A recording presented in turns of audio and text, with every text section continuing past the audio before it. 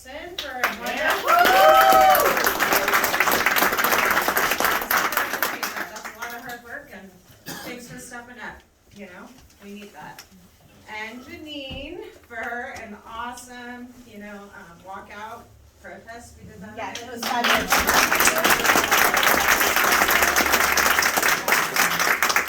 I think we made ourselves heard.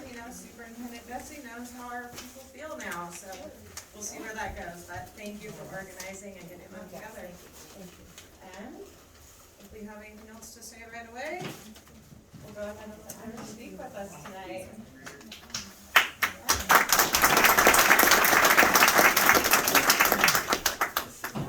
How are you doing, everybody? My name is George Blush, and I'm running for Shelton City Council seat number 7. Yeah. Yeah, I don't think it's on. no? Nope, no, I can't hear much back Just here. pretend. My name is George, I'm running for Shelton City Council seat number 7. I am the chairman of the Mason County Housing Authority. I am on the board of directors of Crossroads Housing, and I'm taking an active role in whatever I talk about here in the community. We have some issues downtown. There's people pooping in the alley. That's one of the things that has set me off. I run Neva's Coffee Shop downtown, a little place right across from the clock tower, and I get to see some of the most awful things that I should not have to see. I left New York City 12 years ago, and because I didn't want to have to see any of that type of thing anymore. And since I've been here, it's pretty gross lately. And then today, we had one of our DOC officers shot downtown, and we can't have that here. This is unacceptable. I have seen enough of this back in the city. I grew up during the crack epidemic. I got to watch people shooting and boiling each other and everything else in the world. I don't want to see any of that here. This is a small town. This is a beautiful place, and there's no place for that here. And I am going to be I've always been very supportive of the police. I've always stood up with them, and anytime there's been a problem, I've been there. And our officers getting shot here. My wife is a corrections deputy for Mason County, and this hits home. She worked for DOC for many years before she came on to work for Mason County. So when our officers are getting shot, this means something to me. And I spoke about it earlier on Facebook, and will be at every court hearing when they catch this criminal who did this. And I want to see this dude thrive for that. That is awful, and we don't need that here. Now, on the lighter side, I also run 5XL Shelton, which is Mason County's pet food bank. We get pet food to seniors and low-income families from one end of the county to the other. That's my passion, and that's why I run Leaders, so we can get, people come down to me all the time, get the pet food they need, we keep them going. And we've helped people from Kitsap to Grays Harbor or Thurston County. People come from all over the place. We try to do what we can. We have donations regularly from Petco. I work with the Department of Agriculture, Department of Emergency Management, a lot of other different organizations. All the local nonprofits come to me, Community Lifeline, Turning Point. We take care of all the animals all throughout the different places too. I worked at Saints Pantry for a while. I did security there. We had some issues there like we have downtown now, and they were crackheads, basically drug addicts coming in, screaming at old lady volunteers who are just trying to, do their good deed for the day, and they're coming, and I had, whoa, hang on a second, we're not gonna do that. I bring them outside, and first is, we're gonna call the police and trespass and whatever, but that doesn't do anybody any good. So what we learned is we try to give them some information on how you gotta act when you're, listen, if you want to be able to eat, you gotta come in here and act right. So just like everything else we need to do here in our city, the same thing. Listen, we have services here that are available, but you need to act right if you're gonna have them. You can't be throwing garbage in my clock tower every day. I went in there Sunday, I was so mad, there was a cooler there with trash all around it. I was like, where did they get a cooler from? Are you kidding me? How am I gonna do this for? I don't have a cooler that nice, and they just left it on the side of the road. Some things, thankfully, I was glad to see the city came and picked it up. It was beautiful, that's what we needed. They do a pretty good job when it comes to all that sort of thing. But, how long do we do this for? How long do we enable this? We gotta start cleaning this up. We gotta get people, let's start, like Crossroads Housing philosophy is if you come into that program, you gotta be taking steps to better yourself. If it's apply for a job a week, whatever it is, whatever the case may be, you need to be doing something to better yourself. Not sitting at the clock tower giving each other flu shots, because I don't wanna see that anymore. They've been doing that a lot lately, and it's just, enough is enough. So I'm here to let you know that I'm gonna be supportive of standing behind the police. I know the street police. They come, they talk to me, they eat in my restaurant. I know the struggles that they're dealing with right now, and I'll walk out there with them if I need to help people move along, because I've had enough. This is my neighborhood. They steal stuff from the front of my house. I got cameras. I put it up on the Facebook. People are like, hey, we know that guy. What's going to happen? We haven't done a whole lot lately, so now we need to walk with them. Like, this is unacceptable. You need to move. You need to get on down the road. If Community Lifeline doesn't take them in, then they're, they're working on some new rules that they're talking about, with being able to trespass people and that sort of thing. But what we need to do is we need to be holding, if you're bringing people here for services and you kick them out of your place, you need to be getting them to the nearest low barrier shelter. You can't leave them in the street downtown shouting so that I have to do it, the following morning, urinating in my alley or sleeping in the clock tower. There has to be some parameters set up. There has to be some things, some work being done. The meetings, I hear them, with the council, they're talking about roads and beautifying this and fixing that. Hold on a second. We lost all our parks. Anybody been to Rural Park lately? Yes. Anybody? I won't go. There's a park at the end of Stick Street on Goldsboro Creek. Does anyone know about that one? Yep. Remember how beautiful it is? Look at that. It's unacceptable. And we have all these people working. Where are they working? They're all going to Neatherlin Park. Neatherlin Park doesn't look that good anymore either. Every week I go there and paint and fix something else. How long do we do this? It's time. I am ready to argue with whoever I need to tell people, look, this is what needs to get done. We can't live like this anymore. This is unacceptable. I'm going to take a lot of heat for it, and I'm good with that. Whatever they want to do, whatever they want to throw me, fine. But we're not going to have this anymore. It's unacceptable, and we need better. Yes.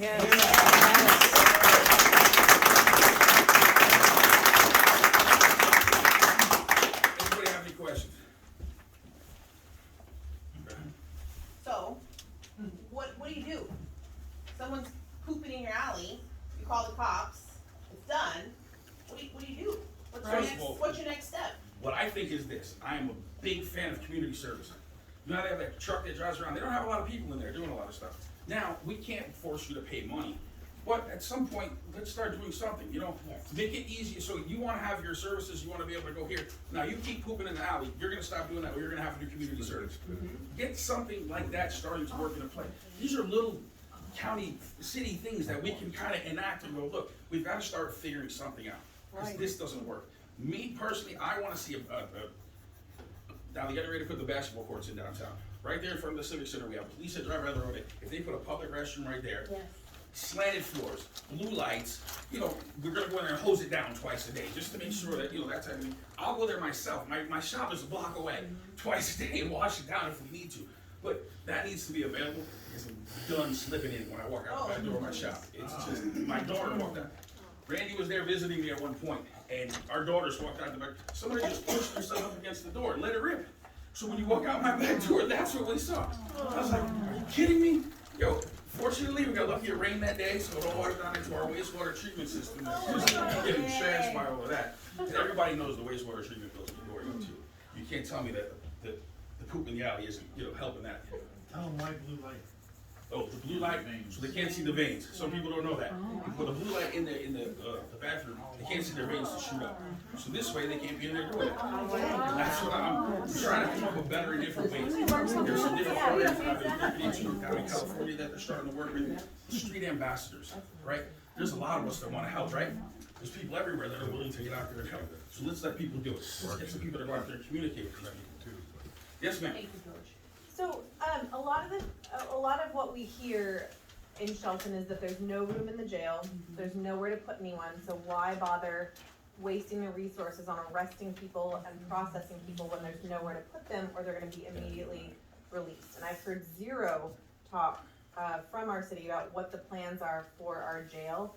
Is there a plan to expand it? So that's something that I hope to see the city council address, because I'm tired of hearing that there's nothing we can do, there's nowhere to put, we can do more administrative offices, but there's nowhere to house these people who are repeat offenders, whether it's minor or not. So are you aware of that, and do you have a thought process on how to move forward with that? Yes, ma'am. So Randy and I have talked about this conversation that won't be a city thing, because the city has nowhere near enough money to build a jail, and we probably couldn't even bond it. The county, on the other hand, they have availability that they can do different things. Building a new jail isn't really, if you look at all the studies that they've done, and the amount of money that they're talking about, it's not feasible. What's feasible is expanding that jail out. Expanding that jail out right out to the street. And that's something that the city and the county need to work together to get done. As long as, also with state representatives, that would be a good thing to have them in there helping us to get that all done. We get all that funding together, and we all need to figure that out quickly. My wife works in that jail. I know what it's hell in that place. And It's disgusting, and they need more space. They need more. Listen, Al, what's up, buddy? What about house arrest? Can we expand on That's another option that bracelets? we could start doing. Well, yeah, but if we get the people that do have houses on house arrest, then there's more room for the homeless. Another thing we can do is we can rent jail space in other cities. There's different funding available that we need to start going after. There's different grants and stuff. I think we're limited by the scope sometimes of what we look for. And here, we're not looking for those grants. My best friend is a big forestry cop for the U.S. Forestry Service, and he works with little cities down in California. And sometimes what the little cities have to do is they have to go after different grants and different funding. See, this is a problem that we keep having. So this is something that we need to figure out. And they come and do it. So they had a big marijuana operation growing outside this place. It was actually, we have them all over here, it's a little different. But there, it was going into their aquifers and it was messing up the water for the city. So the city went and they found this grant that brought in these ATF agents that came in. They tore this thing down, got it cleaned up, and then they also got another grant, what's the Brownfield grant, they came in and cleaned up all the mess that they made. So there's money that's out there that we just need to go looking for. And I think, unfortunately, we're not looking for the right things. You know, I believe there's a lot of things that are going on with the staff. They're being limited by, what the emergency is in front of them. We need to start thinking a little bit bigger, okay? There's things that need to get done. Yes, ma'am. So kind of expanding on Melissa's question too.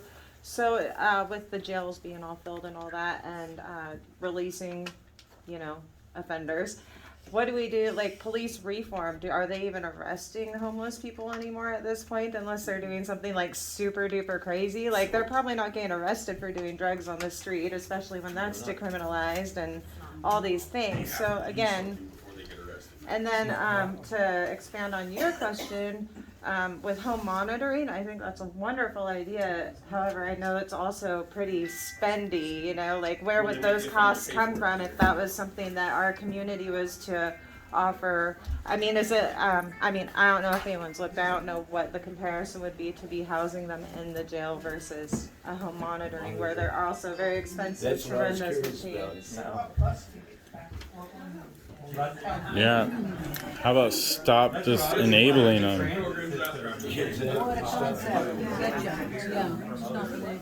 Yeah. Because doing all that's just enabling them. Yeah. Okay, so, in, the next week and a half or so, I believe that, Chief Beasley from Shelton Police is gonna introduce basically city ordinance that they've been working on, a ban on public camping. Yeah, I read that. That complies with the Boise decision. What's your thoughts on that? And if you were there right now, would you be voting for something like that? Absolutely. You gotta start somewhere, and that sounds like a start where they're at. Fortunately, I like to see that. I mean, you look at a lot of different things, and you have questions, but now you wanna see things moving along. And right now, today was I think a breaking point, where I think we all kinda realized that someone got shot downtown. And this wasn't some guy just walking down the road. This was someone with a gun who could have fought back. And yet, they went and shot him. So what are they gonna do to the rest of us? What are they gonna do to the little old ladies living in the parks down here? 100 of them come to me a week to get dog food. And they talk about this and that, and how they see this in their front yard, and they see these drug addicts here. And I feel awful. I'm being the chairman of the housing authority, I get to hear the complaints of the different things that are going on in the different apartments. And people, it's just lawless in a lot of these places. And something needs to be done. Someone needs to say, we're not gonna do this anymore. If I have to show up on calls myself, like I said, I'm happy to go out there and go, you don't stop, don't do that here, get out of here. Where are you from? And whatever needs to be done, we can definitely get it figured out. I'm not afraid, I've seen whatever, and let's do it. Yes, ma'am. I wanna make a comment on the city ordinance, like if you ban no homeless or no camping within city limits, that's just gonna push them out further into the Forest Service roads and on everybody's private property where it's even more of a they're They'll take the bus to the up here. Yeah. Where the free stuff is again, right? Yeah. Everywhere. It's too far, and you're gonna run into it. Yeah. I've been out in local parks around here, and he got killed. Right before he got killed, we went out there and did a cleanup in the woods. There's tents everywhere. The people, another one got stabbed up by the school, because they have another camp up there behind there in the woods over there. I think it's kind of by the trail there. It just everywhere you look, there's another one. So we need to start moving them along, you know, starting, you know, that sort of thing. And there's people that wanna do things, so if we can secure the area with police, then we can have, you know, volunteers or whoever, all that, if there's a lot of organizations in here that like to help and clean up, Rotary clubs and all that sort of thing, so let's get them out there doing it, and, but let's make sure it's secure for them, you know, let's, you know, move these people along. And if they're gonna get kicked out of the shelter, just like I said, I think the best thing that needs to be done is they'll be sent to not just hold back our shelter, which is the other living in, not out front, for all of us to deal with. Yeah, exactly. So we know other cities in the states are busing their homeless populations our direction because we provide so many services like Seattle. What do you attribute to the homeless population growth here in Shelton? Honestly, services here. You go to Alabama, there's no services there. You go any other direction, there's no services there. There's no homeless shelter, there's no food bank, there's nothing. And you don't, there's no bus station, you don't see any of that there. Right. So, I mean, the services unfortunately are here, you know, but, so we need to decide, you know, what's necessary and what's not. And we need to look into, we need to get involved with these organizations. I worked with the food bank, I got in there, I understood. The mission there is to help the seniors in the community, so I help gear it more towards that. If you see something, you gotta get involved, and this is what I keep trying to do. And they put me on another board, you know, every week. It's okay, you're gonna get in here, you're gonna help with this. Okay, because I show up and we get things done. And unfortunately, out of touch politicians that aren't downtown, that don't see everything, that just sleep here at night, you know, during the week and aren't involved, aren't the ones that are gonna get it done. I'm here every day. You can come see me anytime. Yes, ma'am. I mean, could it be something where they don't get the benefit from the services if they, like, I don't know, three strikes you're out policy, depending on what they've done? I would love that, and I'd love to see how we can make something like that work, and I've said things like that before, and that, you know, I was very, you know, on a different time, I was very pro, if you have a warrant, maybe you shouldn't allow me to get services, and then you have the whole people screaming city humane and this and that, and they attack you. So, but at the same time, are we really being fair to ourselves if we just let these people do the same thing? And how long do we do that for? And that's really where I'm at. They're kids, you know? Yeah. There's consequences. People need consequences for their actions. Yeah, be accountable. Everything that I've said on my campaign stuff and everything is with accountability. People need to be held accountable. You know, when I was a kid, you know, I burned my finger on the stove and I was rap. I said, you know what, I'm not gonna do that again. So we need to do something. Yes, ma'am. I saw a documentary put out by King 5 News a couple years ago about, it was called Seattle is Dying. It was the best documentary I've ever seen. But I liked it, it wasn't critical, it just stated fact, but then the man that was doing the documentary, can't remember his name, went to a state on the East Coast, don't remember what state it was, that state made a commitment to people that are out, people that are drug addicted, people that are homeless. When they had any kind of issue on the street, they were required by state law to take services. They had to take services. They were put into apartment buildings. I saw them, they were nice, they were okay. And then they were given psychological help, medical help. These people are like children out there. They're drug addicted, they're tired, they're hungry. They need to have the responsibility for themselves taken away from them in order to help them. It worked in this state. Salvation Army out of Seattle has rules and regulations. They'll help anybody, they'll get them the services and stuff, but they'll go to a city place where there's no rules or anything, and they'll go there instead. But there's open beds for Salvation Army, but they have the rules, you have to follow the rules. But what I'm talking about is a law that says if you're drug addicted or have psychological problems, you have to take the services. They don't have that here right now. Yeah, and as a taxpayer, I don't want to fund that. Well, you fund things like that too. I'm sick of it. Bad rules, bad rules. Until they want to change, Yeah. nothing changes. Yeah. It's just the way it is. We took in homeless people No, for a years. lot of people in this community over time that I'm watching, there's a lot of communities Not again, never. who they would love nothing more than to see them get their life together, but unfortunately they don't. And they wanna force them to do it, they want us, come here, come home and do what you, God, what the hell's the matter with you? Like every parent wants to do it, but they won't let us do it anymore. They won't, and more and more as time goes by, they're kinda taking away their parents' rights. Well, what I saw in that documentary, they interviewed 2 or 3 people that had received the help, And they were so glad for the help, and they were glad they were forced to take the help. Now, I understand your point about not wanting your taxpayer dollars to go to that, Nope. but something has to be done. Our taxpayer dollars go to fund over 50 or 60% illegals in our schools. You know, the services for the illegals. In my opinion, if there's Americans, people, drug addicted and on the street, yeah, I wish it wasn't like that. But I wish they were forced to take the help they need to change their lives. Now, not everybody will get through a program like that. I know that. But there are gonna be some, I saw in this documentary, that are relieved and grateful and change their lives.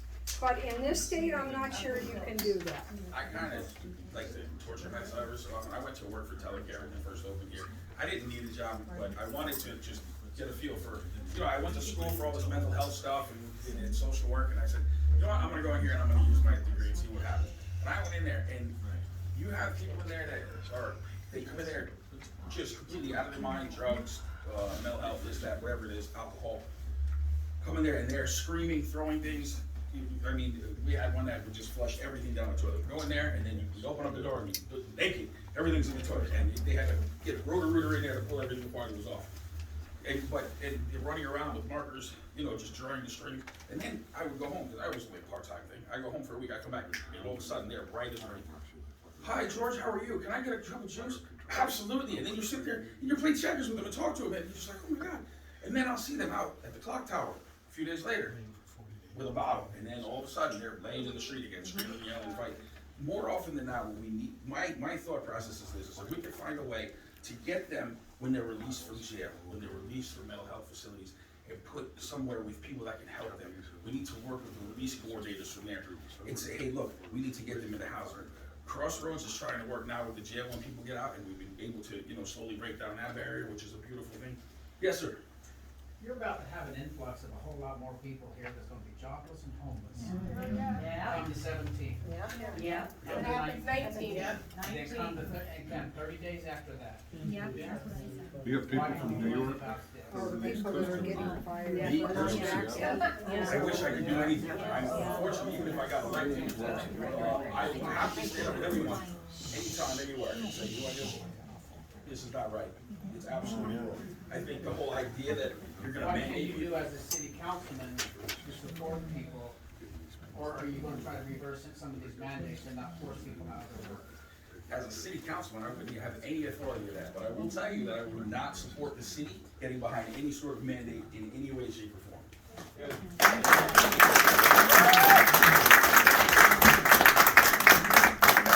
150%, I'm not with it. Nope. 30 years in RN. 30 years. I love what I do. 30 years.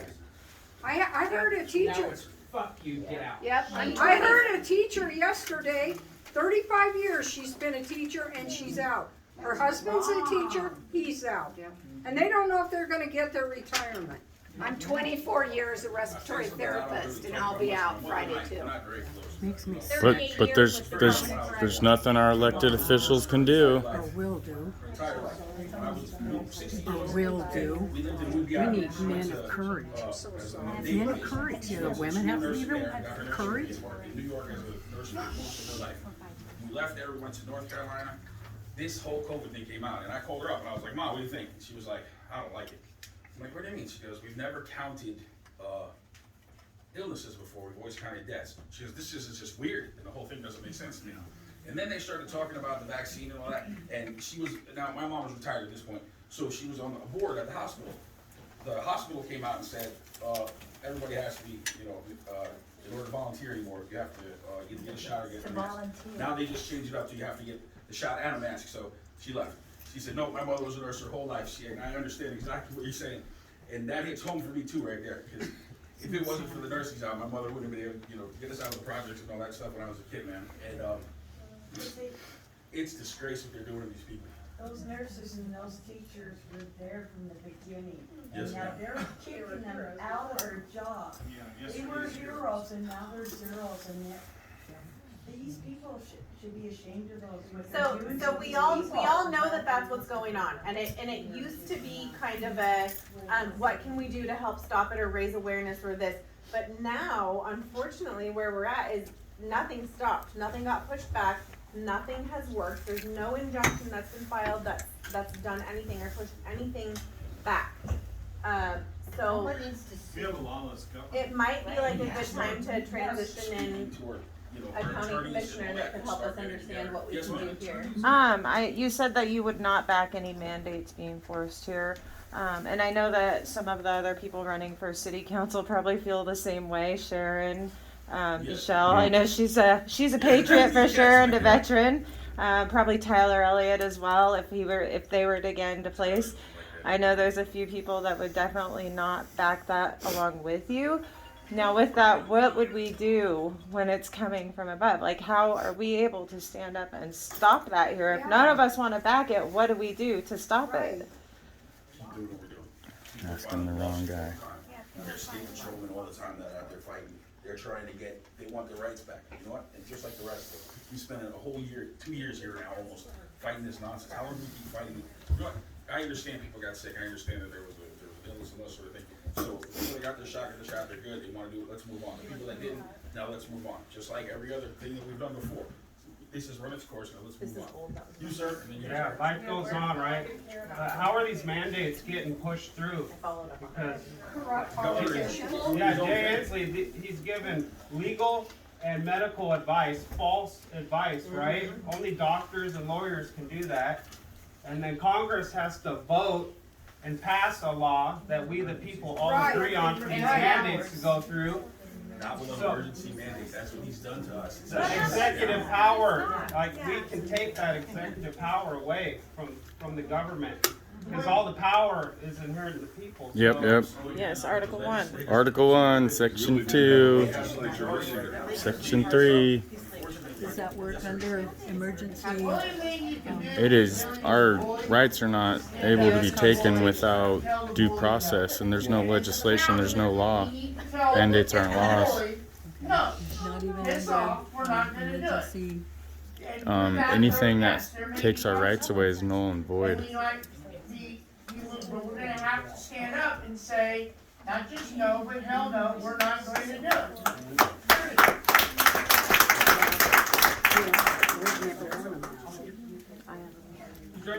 Everybody's gonna do it.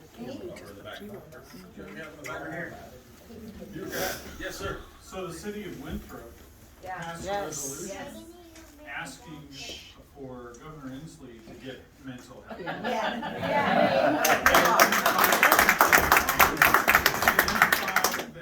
That he most likely has a narcissistic. No way. When she promptly responded, I mean, and That's funny. And I think that he made a case against that by saying that he's the only one in Washington that can keep us safe. So I don't know if that isn't, I mean, that's not narcissism. Right, He sounds like Wyatt Jesse. So, but the thing is that we have a lawless government. Our checks and balances in Washington have failed because all of our checks and balances are driven by ideological worldviews. Our Supreme Court no longer reads our Constitution. Right. They just say, oh, well, if I personally agree with this, it must be constitutional. So that sounds like we kind of get back to Mr. Neatherlin over here. Yeah. What are we gonna be doing as a county? Our only Does county bulwark. stand up? Our only defense is the power. I didn't do this thing, then I'm up next. So George, I think what people are looking to hear from you is, do you support what you're hearing in this room? Are you willing to sort of do whatever it takes to provide what we need as support that we don't have?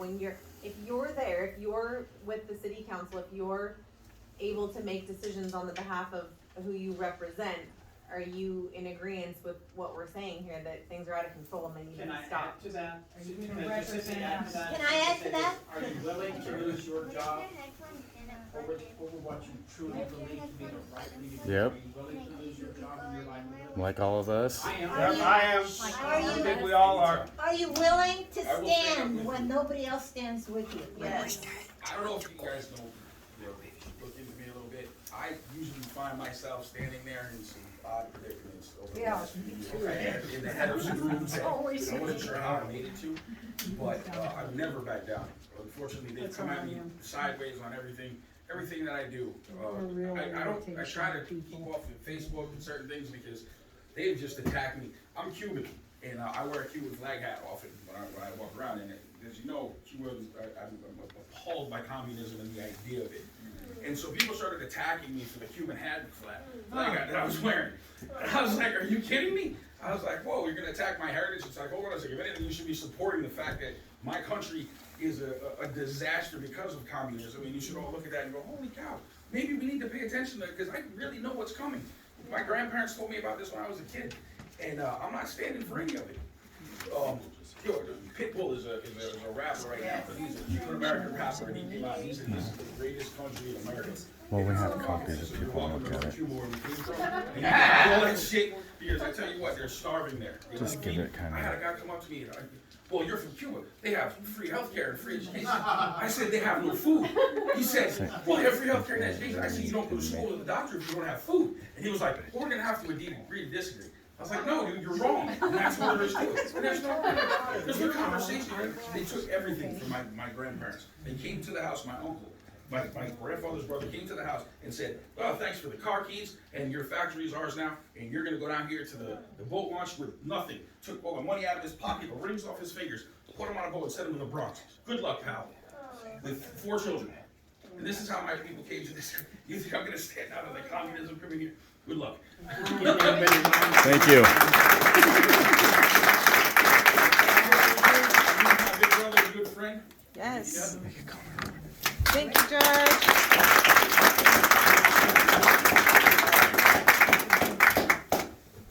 Can I make one in between comment real quick? So more on, like you were talking about Winthrop and the fair thing. So we found out also that Clark County, their residents have put together a mini initiative petition to put together an ordinance banning mandates and things within Clark County. They're looking to get like 10,000 signatures on that, so we have a copy of it here. You know, maybe it's something we can look into getting going. In Mason County, of course, we'll need a lot of people on board, but there's a copy of that. They need 10,000 and they already have about 5. So. Yeah, they're halfway there. And like if we all really want change, like It's an ordinance, and it'll force the commissioners to vote on it. I can pass this around so you guys can look at it too. Do you want us to sign it? Do you have any? No. No, this isn't for us. It says Clark County. Yeah. It's just like an example. Yeah, this is.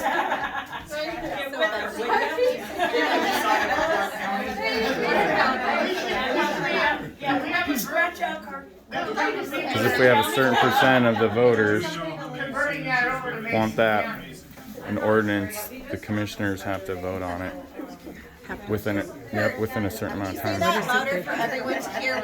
Once they get 10,000 signatures. Well, it depends on the size of the community and how many voters. So you have to have that percentage of voters. So once you hit that percentage, what does that mean? It means the commissioners have a certain amount of time to vote on it.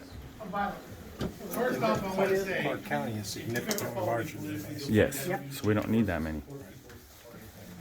This gentleman here, my brother, I openly not only support him, stand behind him, go wherever he goes for it. I'm the one that asked him to have him come in here today with me. Can you see why? Now, has anybody actually seen the paper today? Yes, I've read the whole paper. Did you open the voter pamphlet that was in there? Yes, I did. Interesting. Do you really think that the issues in Shelton, that you're gonna hug your way out of all that? Seriously, you can sign it at the end, Love Miguel. You think that's gonna have the impact it's gonna have? One of the reasons why I've supported George through this whole thing is, for quite a while, when something goes on in Shelton, George would call me and say, Randy, we have this issue, this is happening, can we do something? He's a man of action, always trying to find a way to make something happen, so he calls me and we come down and we make things happen that you never hear about because we just get it done. And it's funny, I brought this for a different reason, but I wanted to use it for George instead. When I became a county commissioner, I got in an argument with a commissioner that was in there who explained to me that my job was to have an opinion and an opinion only. That was actually my job, and it took me 2 years to take back all the things that a commissioner was supposed to do, actions that they're supposed to do. We're supposed to not only have an opinion, but go out and find out how to enact that opinion, how to make something happen, how to make a change. So in my way of kind of sticking my nose up at the person, I had this put on my door for the last 8.5 years. It says, leadership is in your actions, not your position. And the reason why I'm bringing that out right now is to talk about George and tell you that he's a man of action, not just positions. But I actually brought it for a different reason, to talk about, I know there's going to be some different questions that come on here today and come at me today. Interesting enough, I want to make something really clear, because I had a lot of phone calls after the fires came out and we talked. First of all, this is not my barbecue, all right? I'm a guest. I had a phone call, I was asked if I'd come down and I would speak, and I said yes. And at the time, there was no agenda or anything. I asked, and they were gonna get back to me, and we never did get back to the agenda. When the flyer came out, she asked me afterwards, it's like, okay, it is what it is, right? We just do what we do. It's not an issue. Since yesterday, I guess a lot of stuff happened yesterday, and that's what I'm guessing, because people were calling me and saying, Randy, you're gonna be ambushed. There's at least 3 people there, they're there specifically to ambush you, they're gonna try and shout you down. And some of them were telling me that I shouldn't be here, and my thing is really simple. Some of these people actually think this is my barbecue, even though it's not, okay? So some of these people actually might have a question they want an answer to. I may not be able to give you that answer, but if you do want it, I'm gonna give you the opportunity to do it. Now, if it comes to a point where you wanna shut me down again, it's your barbecue. I'll just go sit down, you guys can have the mic, do whatever you wanna do. It's your barbecue, not mine. But I am here to take whatever questions that you have, or deal with whatever we need to deal with to try and help us get through some of this stuff. Now, one of the things I wanna tell you is, there's a lot of different information and misinformation of what a commissioner actually is and does. You really should read the RCWs, because it makes a big difference. The interesting thing about a commissioner is, I serve with different commissioners now, but I serve with a lot of them on the legislative steering committees through the state, and I can tell you half of the commissioners in the state don't even know what their job is. They really don't, because it's so vast, but it actually is that their job is simple. They do the budget, they can enact some codes and some regulations, but those codes and regulations by RCW, they are the arm of the state. They are not above the governor. They don't have any authority over the governor at all. They are the arm of the state. The governor and the state legislature enact the rules. The county is what makes them work and makes them happen. When you hear the term the people versus, somebody gets arrested, the people versus this, it's usually the county, it's your tax money. You actually pay not just to try them, to hold them, you also pay to defend 87% of them. You really do, and it's all with your tax money right here. So just know that when we're going into it. I want to actually read to you one thing that makes a big difference, because I had one of the people here was asking about this, and they had the perception that we have some all incredible power. But here's an RCW that simplifies what we have. This is the power of our legislative authorities. Item number 7. The other stuff they tell you is we can put on certain taxes. We can build certain building codes. We can, sanitation is a big thing, believe it or not, and roads within the county. That's your authority. But number 7 is the big one for authority.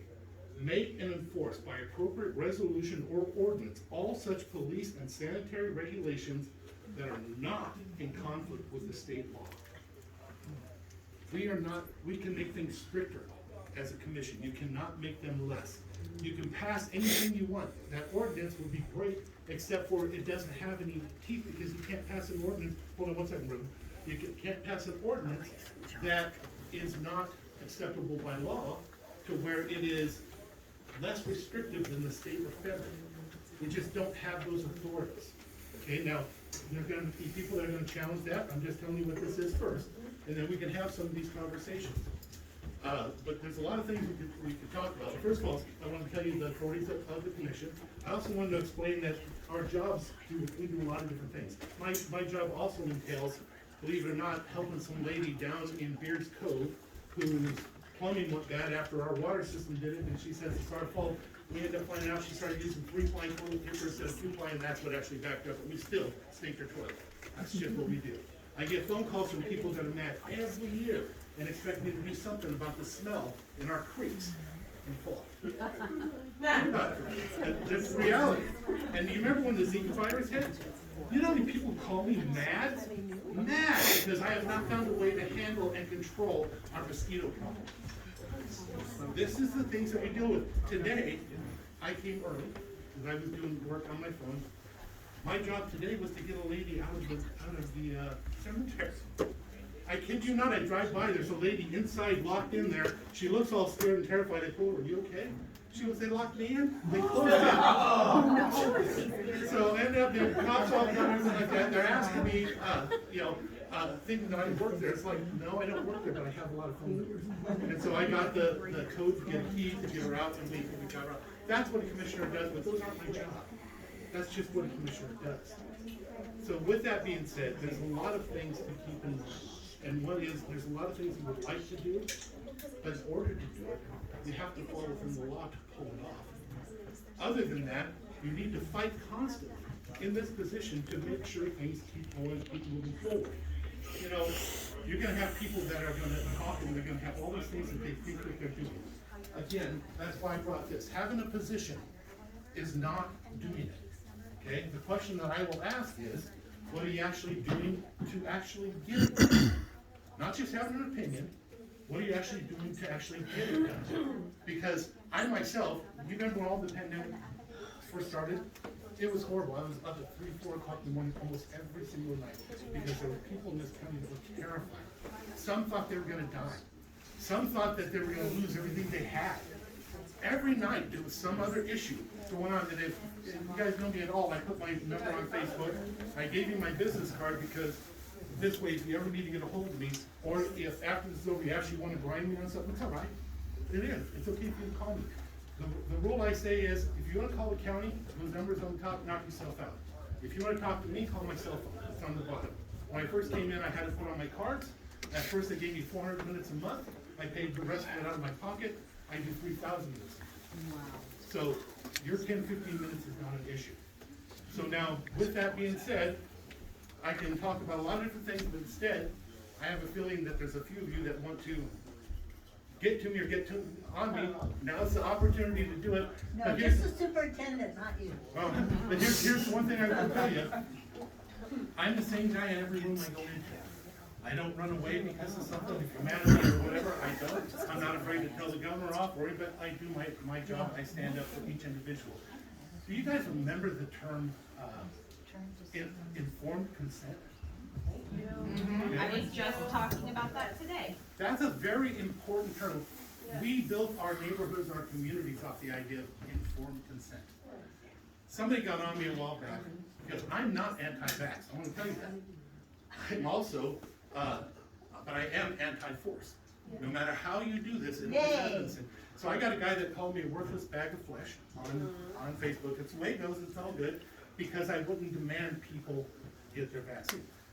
And I tried to explain to him, there's a lot of stuff that I do, you have no idea. But I can tell you, if I had the authority to actually pull that off, the first thing I'd start with is saying on Facebook, let's be kind to each other. Okay? But it doesn't work that way.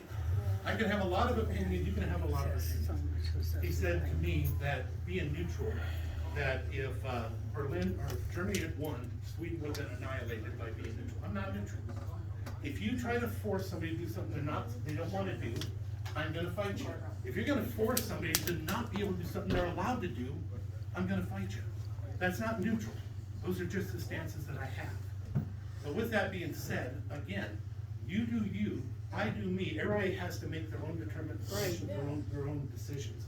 Especially when we're calling the vaccine. I'm bringing the vaccine because that's what was on that flyer. I'm going to tell you right now, I am vaccinated. Okay? The sad part is, up until then, I had never even had a flu shot. Because it's not that I'm anti-vax, I just kind of don't believe that it's a necessary thing in life, but decisions have to be made. I have a mother-in-law downstairs who's invalid, and a father-in-law living upstairs with cancer. I do chemo every single week for the last 9 years, and I'm not worried about me, but I sit in that room with all those people doing that chemo. And I go out, regardless of all this, and I meet with every one of you that called me during the biggest parts of the pandemic, and I didn't say no to you, just like I'm not saying no today. So, what I walk into and the people I deal with, I had to make a decision, am I putting them in jeopardy? So my decision was to get vaccinated. That was my informed consent. And that's what every one of you should have the ability to do. Yes. So now, I know he wanted to hit me up first, so go ahead. So in your knowledge or opinion, what law is there from Inslee stating we must take vaccine and the mask and the passports? Because mandates aren't laws, there's no legislation, there's no due process on any of that. So isn't that where you guys come in to protect our constitutional rights? Yeah, no, the county commission doesn't have authority, but there is something what you said. Because the Article 1, Section 3 is due process, and so that's a law that you guys can protect us with, right? So do you want me to answer? He does, he was just finishing his question so that you understood the extent of it. So, when it comes to it, first, it is a law, according to the Washington State Constitution. It's not a felony. It is a gross misdemeanor if you don't follow his order. Now, you actually are asking for the first question is the very best question that should be asked. And that is, what can be done? That's the first, and I'm glad it was the first one, because that is the real one. You actually have something that you can do. We all do. First of all, the Constitution is not meant for us as a commission. It's meant for me as a person. It's meant for you as a person. No, it's meant to restrict the government. It's restrict the government. I have no more authority over you than the dog catcher. Okay? But with that being said, there's something you can do. There actually is. I'm going to read a different thing to you that you're going to find pretty interesting. I read it to her the other day, so she knows what's coming here. There is a way to do this. And you're going to be a little surprised. First of all, under the state of emergency powers of the governor, number 4, no order or orders concerning waiver or suspension of statutory obligations or limitations under subsection 2 of this section may continue for longer than 30 days unless, this is a big one, okay? Unless extended by the legislature through current resolution. If the legislature is not in session, the waiver or suspension of statutory obligations or limitations may be extended in writing by leadership of the Senate and House of Representatives until the legislature can extend the waiver. Well, there's a piece too that comes with that too. That's never happened. Well, no, it does. That's what I'm telling you. It does happen. Okay, the leadership of the House and Senate Representatives means the majority and the minority leaders. You know how everybody's sitting here and we tell each other, you know, Inslee, it's all of them. It's all of us. Every one of them. The 4 corners are the representative for the Senate, the leader of the majority, and the leader of the minority. The House of Representatives, the leader of the minority and the leader of the majority, have to sign it, and they do. I know, because as being a county commissioner, those documents do come to us. And sometimes we have to wait as they're saying, okay, well, we can't enforce it yet because they haven't signed. If you want to have something and have an impact, call them and start to work them. One. All you need is one.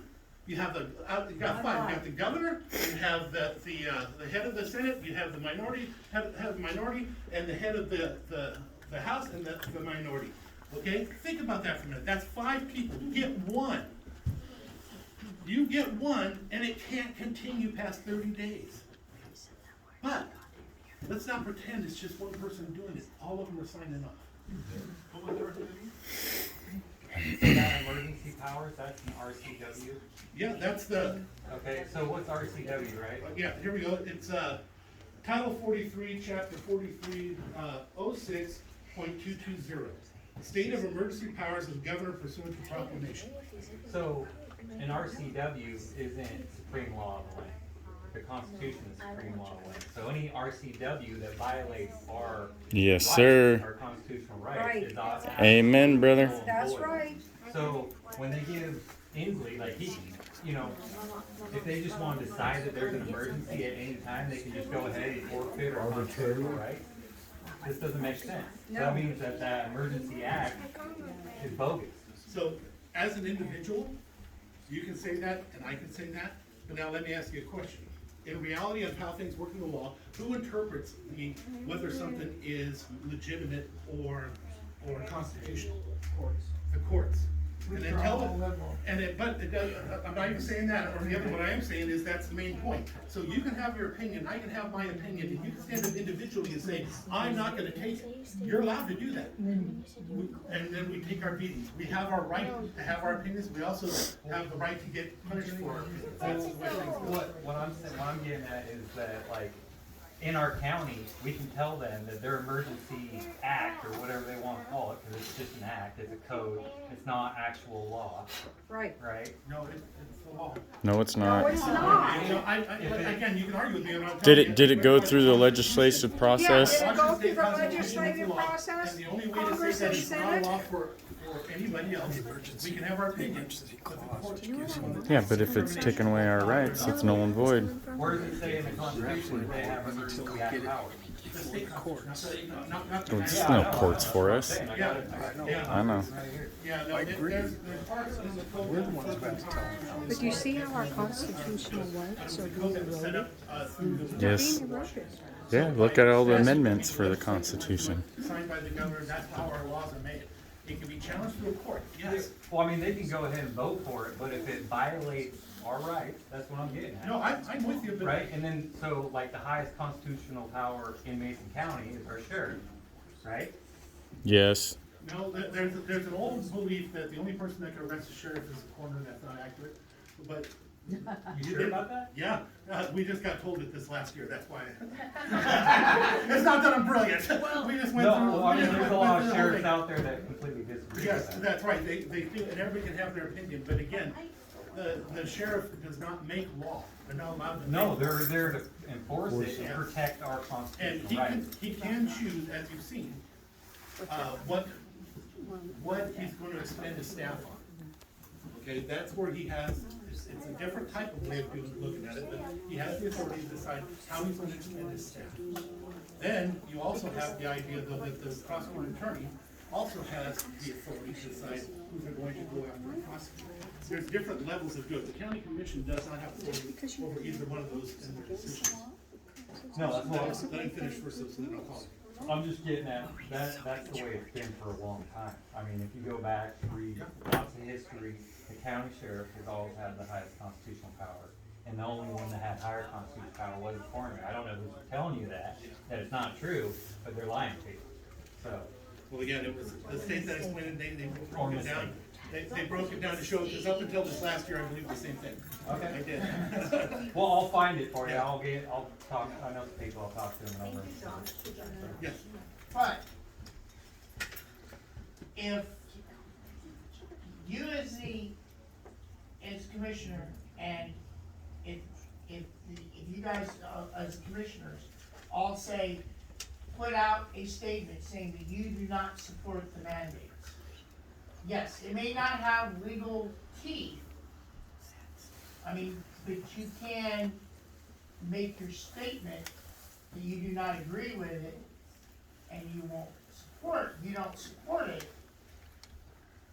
And that will help take some of the pressure off businesses and everything else to feel like they have no choice.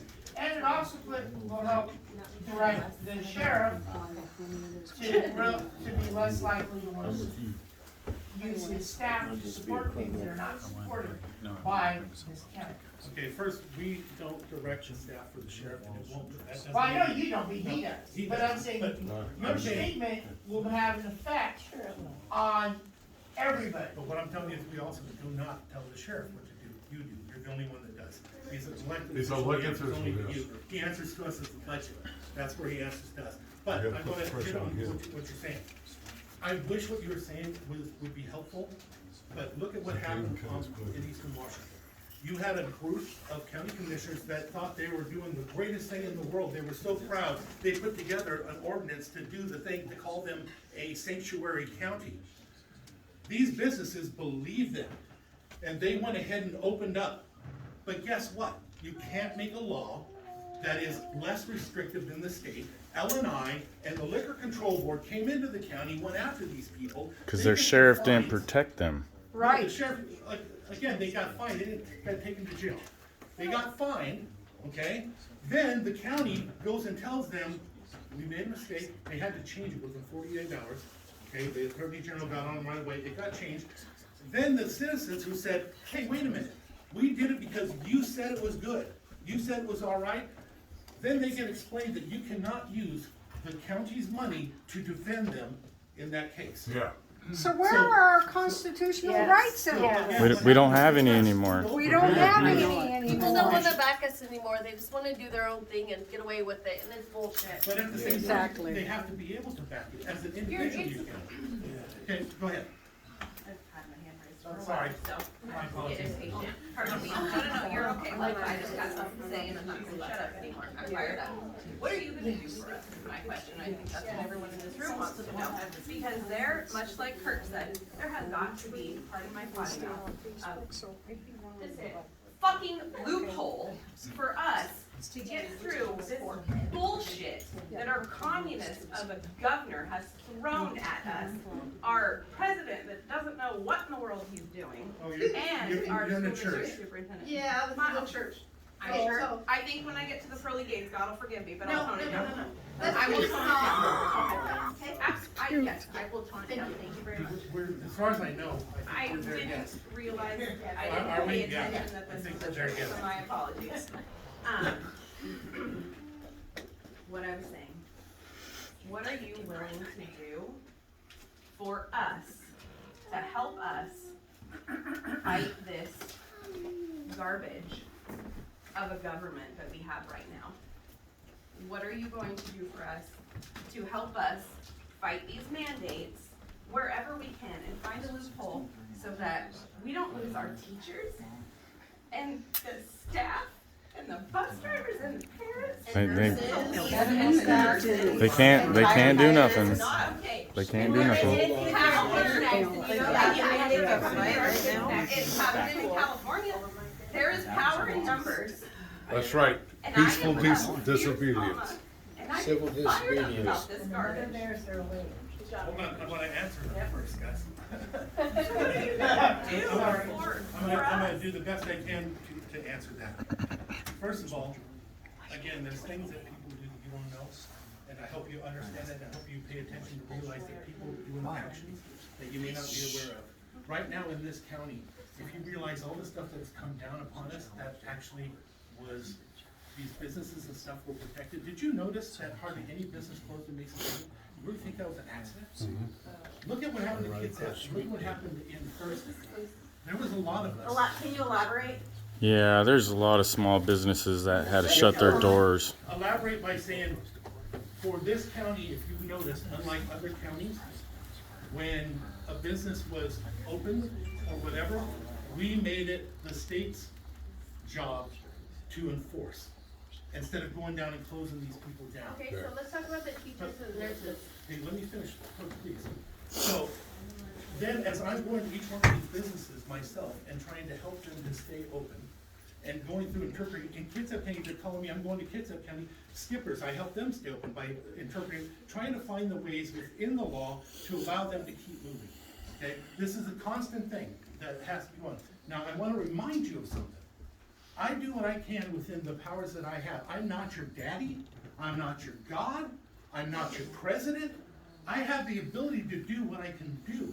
I can't do the I dream of doing thing and just make something happen. I'm not more powerful than the governor. I'm not more powerful than the thing. But what I can do is what we've been doing is every time somebody comes to us and tries to push it further and further, if you've noticed, Mason County has not done it.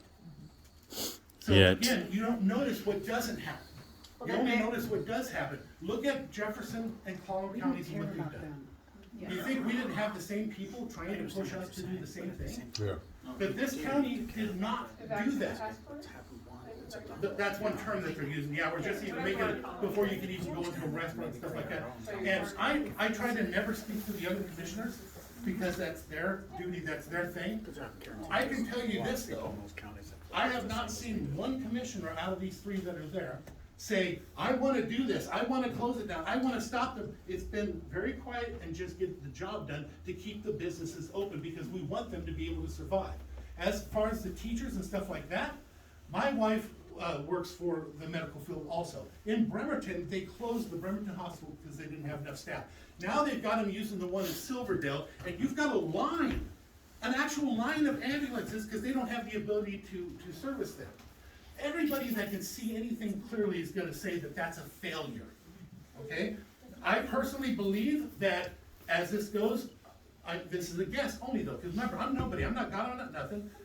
My belief is a lot of this is a scare tactic to start it off. They're gonna realize they're at the verge of collapse already before they even started, and they're gonna have to change some of these rules in order to continue going. You have firemen and women that are not able to show up for their job. We were just talking about the hospitals and how long those lines are. At some point, somebody with any intelligence will have to realize that we are at critical mass. But then who gets held accountable for all of those people that have gotten in line and gotten the vaccine or lost their job? Who gets held accountable for that? Nobody. Nobody. No, honestly, you're asking an honest question. I wish I'd give you an honest answer because it's gonna take the courts or somebody else to go after somebody to say it. Right now, I don't know that there's a legal action you can do for somebody making a stupid act. And right now, I do think it's a stupid act. What can we do? Let Laura Lynn ask. Okay. Yeah, just keep. Yeah, Laura Lynn's short, but she's had her hand up for days. Go ahead, Laura. You just told us that you won't let anyone force anything. I just overheard our school superintendent say that employees chose to get the vaccine. Yeah. And No, they're looking forced. at their livelihood being taken away from me, and that doesn't sound like a choice to me. That's So not I really freedom. wanna know what you say when you say not going to, I feel forced every day right now. Yeah, they're making them sign papers. First of all, That's where you don't sign the paper. How you heard that, that's. There's a thing you put on a sign I don't have on the authority duress. to stop any of the person to do that except for as an individual or a man that stands in front and says, you won't get there. Yeah, but with that being said, what I am saying is, every time that they try to push further, because we have a board of health, we have these groups that are sitting there coming down with stuff that you can't even imagine. We have one we're facing. I can. Yeah, we have one we're facing right now, today, that we're trying to figure a way through, and that's that new one from the president when it comes to testing versus getting the vaccine and forcing the test. What are you gonna do to keep us? Can I clarify Yeah. her question? As county commissioner, you do have control of forcing, and I agree with Laurel, and forcing means coerce, not necessarily hold them down and give them the shot. At the MTA, county employees at this point, are you committed that at this point, I agree if the state says something, but at this point, are you committed not to require that at MTA, your vote? Yes. And at the county level? I had a bloody battle already with Orca, because I'm on that board, to fight against that. So yes, I can tell you right now, Randy Neatherlin has no issue saying that openly, that the idea of forcing anybody to do anything, if I have the authority or power, I will fight against that. Yeah, but And if not you only have. do I vote against it, I fight against that, because I don't believe in that, okay? And we already had that battle once at Orca, and that's what I'm about to get. The county, we're faced with that new one with the new mandate from the president. With it, we're trying to figure out ways to handle it. Do you realize how hard it is to send Yeah, somebody to go get downstairs. tested every single week? Downstairs. You know, do you think, and here's the worst part, like the Orca, they expect you, they expect you to even pay for your own time to do it. Who pays for all the testing? That's what, Can you just say it's not in our budget? It's magical. no, they can't, no, absolutely, they are saying it's not in their budget in different places. No, I'm it's telling you it's right with the now, what's happening COVID money. Okay, so as a county, we're faced with that right now, we have over 100 employees. Now, I am not speaking for the commission, I need to make that really clear, I'm one person, and I'm giving you my opinion of a conversation that I had and what I'm pushing to do right now. We have immediate kits that are available, no, they are not as good as taking you to the doctors and stuff like that. But why are we testing for a virus? Okay, again, you're way above my pay grade. I don't know what you expect me to do on that. The president of the United States said to do this, It was and media release, He not also law. belongs in So what's happening right now is I believe we're gonna make available, again, speaking for Randy, not the commission. We have these off over the counter. I thought it was Jay Inslee that said it. Keep the privacy and keep everything, and just get that. This way they don't have to go anywhere. Randy, why don't you, do you meet with other county commissioners around the state and get together and combine your effort together and go to the governor? We just had our Republican governors meet, and they're finding ways out to combat against Biden on a lot of his illegal mandates and stuff. And they are working around some of this stuff, and it's showing up on the flu, COVID.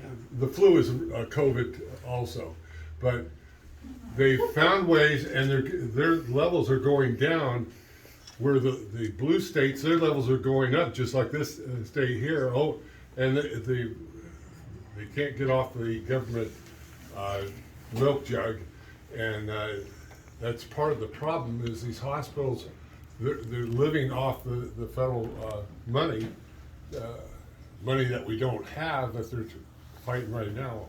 And we are doing different things. Like I said, one of the ones I talked about just now is a way to try and help them to stay at work without any issue, without any embarrassment, and to keep it private. I fought for a couple of weeks because they tried to make it to where you had to wear the mask unless you proved you were vaccinated. My problem is I'm watching around the country, and I'm watching people that are admitting that they're not vaccinated get attacked and harassed by people. So the idea of it publicly being known, somebody in my sphere, being the county commission, is not vaccinated, granted, most likely they won't get hassled, but there's a few that will, I'll tell you. So because of that, I didn't want that public. So instead, it took a while, and I wouldn't give in until we found a way to do it to where it went to, instead of their department head, their managers, and their other people, because if you gotta go to your direct manager, then they have to go to the direct, everybody has your information, knows what you're doing, knows you're vaccinated or not. We got it to finally where they were just taking it to HR only, and this way it was the best I could do to control it. Is it perfect? Do I wish I could just say, no, they don't have to say anything? Yeah, but I don't have that ability. Instead, you gotta find a way to make it work. And again, if somebody thinks they can do it better, I'd love to hear how you can do it. Tell me, because I have no problem standing up to anybody. I'll stand here in the middle of the room doing the same thing. Just give me an answer, and I'll go to war for you and help you to do it, because I'm trying, not because I'm anti-vax, that's not it. I am pro-individual right and your ability to make them have informed consent over you. So, but how do you have informed consent for something that isn't even through their clinical trials to 2023? I don't know. We can't have informed consent. That's why we're staying in an emergency Right. use Yeah, to just state, pull all so those that strings. they can continue using this vaccine, that we have absolutely no idea what the ingredients are. And again, FEK just came out last night. Fetal embryo kidney tissue. Yeah, that's a big issue now. They're bringing it up. Project Veritas. Yeah, it comes up. You do have a right under religious for that. You know, I love Project Veritas. But they're not being upheld in the school district, we're told. Nope. Yeah, different state, different rules. We have our own health department here, but it is governed by the governor and by the state. It just, again, we are the arm of the state as a county. Believe it or not, cities have a few more rights and stuff than counties do, because people don't realize the city is not a direct arm of the state. They are a municipal corporation. I know people don't like the term corporation, but they are a municipal corporation. And they have different things that they can do that the arm of the state cannot, for grants and stuff. Okay, so I was going to, I did you, and I was going to you. Sorry guys, I'm trying my best to keep it. First of all, thank you for being here. I know that, we are just upset that these mandates are making second-class citizens of a lot of us. And our children are without teachers. And doctors are refusing service for unvaccinated. That's going against their Hippocratic oath. Nurses are being fired and teachers are being fired, and this is really a big deal. Right? Transplants are being refused for unvaccinated exactly. too. And so transplants. COVID is much more dangerous than liver Yeah, failure. it should be illegal. Right? So anyway, the question that I had was about precedence, right? So I don't remember what the initiative was, but it was an initiative against, it was this whole myriad of really egregious firearm laws, right? And what was it, 1639? Yeah, that sounds familiar. So we had the sheriff said, look, I'm not enforcing that, right? And then didn't the county commission agree on a resolution to not enforce that? No, the county commission said that they don't believe that the governor should be implementing any more rules or laws like that, because we're questioning whether or not it's even real. We didn't have authority to do the other stuff. The sheriff did, you're right. The sheriff, what he said is they're choosing not to go after them. Right. Legally, he's allowed to do that, where the county. And our sheriff has said that they are not enforcing any mandates. Well, and he was trying not to say not enforcement, because you gotta remember, he gotta walk the line right. They're not prioritizing. That's the, Yeah. and no, and you have to be able to read, I know you wanna hear perfect things, but in order for this to survive, something just happened at a restaurant. George lets me come to his restaurant every weekend to talk to his people that wanna come down and talk, so I come down here. First of all, I am the county commissioner for District 1, but when you're elected, you are the commissioner for the whole county, not just that district. You're just elected in the primary in that district. The past Attorney General rulings have said, if you are voted on by the whole county and you do the budget for the whole county, you vote for the whole county. So with that being said, I go down and do a different side. So, okay, so with the sheriff not prioritizing, then can't the county commission say, we don't believe that the governor has this authority to do this? No, and I get you with that, so then let me ask you this question again. The same thing that came up earlier. You don't like that the governor's using his authorities to do things you don't think he should do or could do. For me to sit there and honestly look at somebody in the face and say, I know what I'm telling you is bullshit. I know that I don't have the authority to do it, but I'm gonna pretend to you that I do so that I can like this on my chest. I'm not one of those guys. Maybe the other commissioners might do it, but I won't do that, because I look what happened in that other county when those commissioners did that. It cost those people some of the money for their businesses. It hurt them. Why would I do that to look good? Well, I My think job those is- commissioners did it for the right reason, and I think a lot of the people who live there, some of which I know, really And- appreciated those commissioners' and- efforts to do the right I thing. agree with you. I think they did it for the right reason, but it didn't work. And it failed instead. Well, it's not working here. What's happening here isn't working either. Randy, you're using mass I don't mean resistance. to not do anything, You but see people revolting. No. we have to People draw. are I think collecting people are their real close torches to and that, getting yeah. work. Again, But you're you've not known me for a little while. You really think that I'm not on the verge of revolting sometimes? I am not a wallflower. I'm right here in front of all of you again, so I get yelled at. I'm just saying, you There's a expect reality. civil disobedience. No, I know. And here it is, we're trying to protect these people too that are having these opinions and keep them from getting hurt. Now, somebody, as I mentioned at that restaurant, their initial reaction was, when they do this, we just need to say no, and we just need to throw it all out. But you know what? You do that and you close down that business. Now you don't have this person to fight anymore. If you kill yourself off to make out a grandstand statement and you don't put yourself in a position to actually still be in the fight, then you're not doing a service to anybody. It looked good on paper. It looks good for the press. It looks good for the videos back there. But you want to actually be in the fight and still get the stuff done. Me and his wife were talking about the other day. Somebody said to me once, because I have not been a big fan of wanting to be the commissioner. Okay, I do this because I came when I was 15 years old. This community took me in. They raised me. I had a little trailer with no power, no water. They took me in and raised me. By the time I was a senior in high school, I had 3 businesses. I was terrified when I came here. There was nothing, and I owe them everything. So I'm not confused of who I work for and who I owe. But I don't want to do this. This is not my big grand plan in life. Okay. So with that being said, I would rather be doing something else, and I would rather be able to tell them all to F off. Sorry, that's being recorded. That was great. But it is what it is. That's the reality we all have to deal with. But I do know that that person told me, Randy, if you don't run for office, okay, especially when they were trying to chase me, because that seems to be how they always try to get me every time. try to chase the other one or something, and try to go after them. In order to protect the people that I care about, remember Occupy Seattle, Occupy? This person told me, Randy, occupy your ground. Stand your ground, because if you leave and go out, that person that takes that seat and goes in your thing may not be like you, and they may not protect, they may not watch over them. Randy, stand and hold your ground. Yep. So that's why I keep doing it. So, again, go ahead, sorry.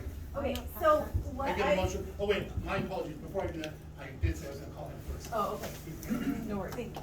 So, this is a suggestion, and it's as strong a suggestion as I can possibly make. We're all throwing out the idea that, oh, I don't want to be vaccinated, I don't want to be forced to. I agree, no one should be forced to. But you as a commissioner and every one of our electeds, as far as I know, says, I was vaccinated, but I don't think you should be forced. The question is, it's nobody's business whether you got vaccinated or you did not. Amen. So for them to say, oh, well, if you didn't get vaccinated, you can't keep your job, or you're gonna get fired, or whatever it is, it's none of their business. It's mine. The stakes aren't the same. You say, well, I got vaccinated, that's a teeny bit of a virtue signal from my perspective. Yep. But at the same time, I can tell you, if I am not honest with you and tell you that, and sit here and tell you that I don't believe it, But then that would be just as horrible. That's So- no, because nobody cares about your medical condition. I'm not asking you to say, I am or I am not. I'm asking you, as an elected representative of Mason County, to say, it's none of your business whether I did, or she did, or he did, or anybody else did. That's what you've got to stand up for. And you know what? I'm gonna agree with you on that, but I'm also gonna say it's also my business to tell the world. Okay, the same thing goes. So that's one of the things I told you I fought for at the county level, is I did not want them to know who was and who wasn't. As for myself, I'll take my own beatings, my own punishment. How did that work? I chose to say it, and I still think it's right way to say it. Other than that, is I'm saying that I'm not for people being forced to it. It would sound like I'm lying to you, and I'm not going to do that. I gotta get her first, then I'll get you. Go ahead. Oh, okay, yeah. Two-part, and I would appreciate an answer on both and not skirt. And so what I've seen you represent so far is that you're offering vaccines. I've seen you post that multiple times. Not that you are, but that you're here, you're the commissioner, here's vaccines if you need a vaccine. Yes. I've yet to see you say, I think this is wrong, I support your choice, fight this, I'm by your side. Mm-hmm. So that's my statement. My question is twofold. Have you received any incentives at all for promoting the vaccine? And two, why are you not standing your ground, as you're saying in front of us, about this? Why aren't you saying, hey, Mason County, as your commissioner, I disagree with what's happening, and I disagree with what's being taken from you. I stand by you, let me know what I can do.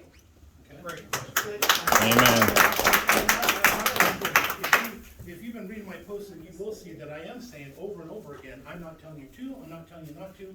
If you don't wanna do it, you do you. If you do wanna do it, you do you. I say it all the time. I saw that, but you're doing that from the back. You're skirting around answering the question. No, Again, I'm not right now.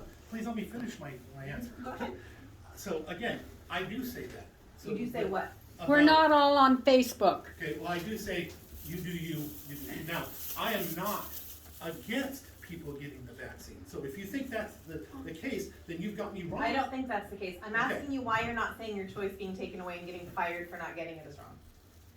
Right. That's why you're not saying I Not stand very for public about it. Right now, that is just now happening, so as you What's see. just now happening? That's been known for months, Randy. No, they've been talking about it. I actually was hoping it wasn't going to be enforced because I thought they'd see that the collapse was going to happen. Well, that's because we needed your voice a while again, ago. I have Yep. a guy that because I get people that yell at me all the time, why don't you tell people to get vaccinated? The guy says, this was his comment, because I refuse to do that, I am a worthless bag of flesh. Fine, you should say it's not my job to tell you to get that. And I did say that. Oh, great. And as I go through, and I explain all the different things, and the first question I ask them is, what have you done? You know, it's one thing to have the opinion, it's one thing to get mad, but what are you actually doing to do it? Okay, so, no. I wanna ask the other one. No, I haven't gotten money from anybody for anything for any of that stuff. Incentives at all? Nothing at all. As a matter of fact, Future incentives? no, I don't even know how they would be able to do that for a commission anyway, but. Easy, closed doors. How about family members? Yeah. So again, It's the family members. You start being honest and saying, hey, I support the non-vaccinated because. I do. So why do you Where do more? Read those same things you're talking about. I say it all the time. But being at a. Well, say it out loud now, buddy. This guy, oh, go ahead. Let me do it. So that post that he made from the vaccine clinic was actually, so I invited Randy that weekend to the farmer's market.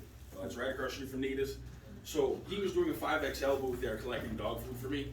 And right next to him is the vaccine booth. And that was my booth, so that was kind of why he was there.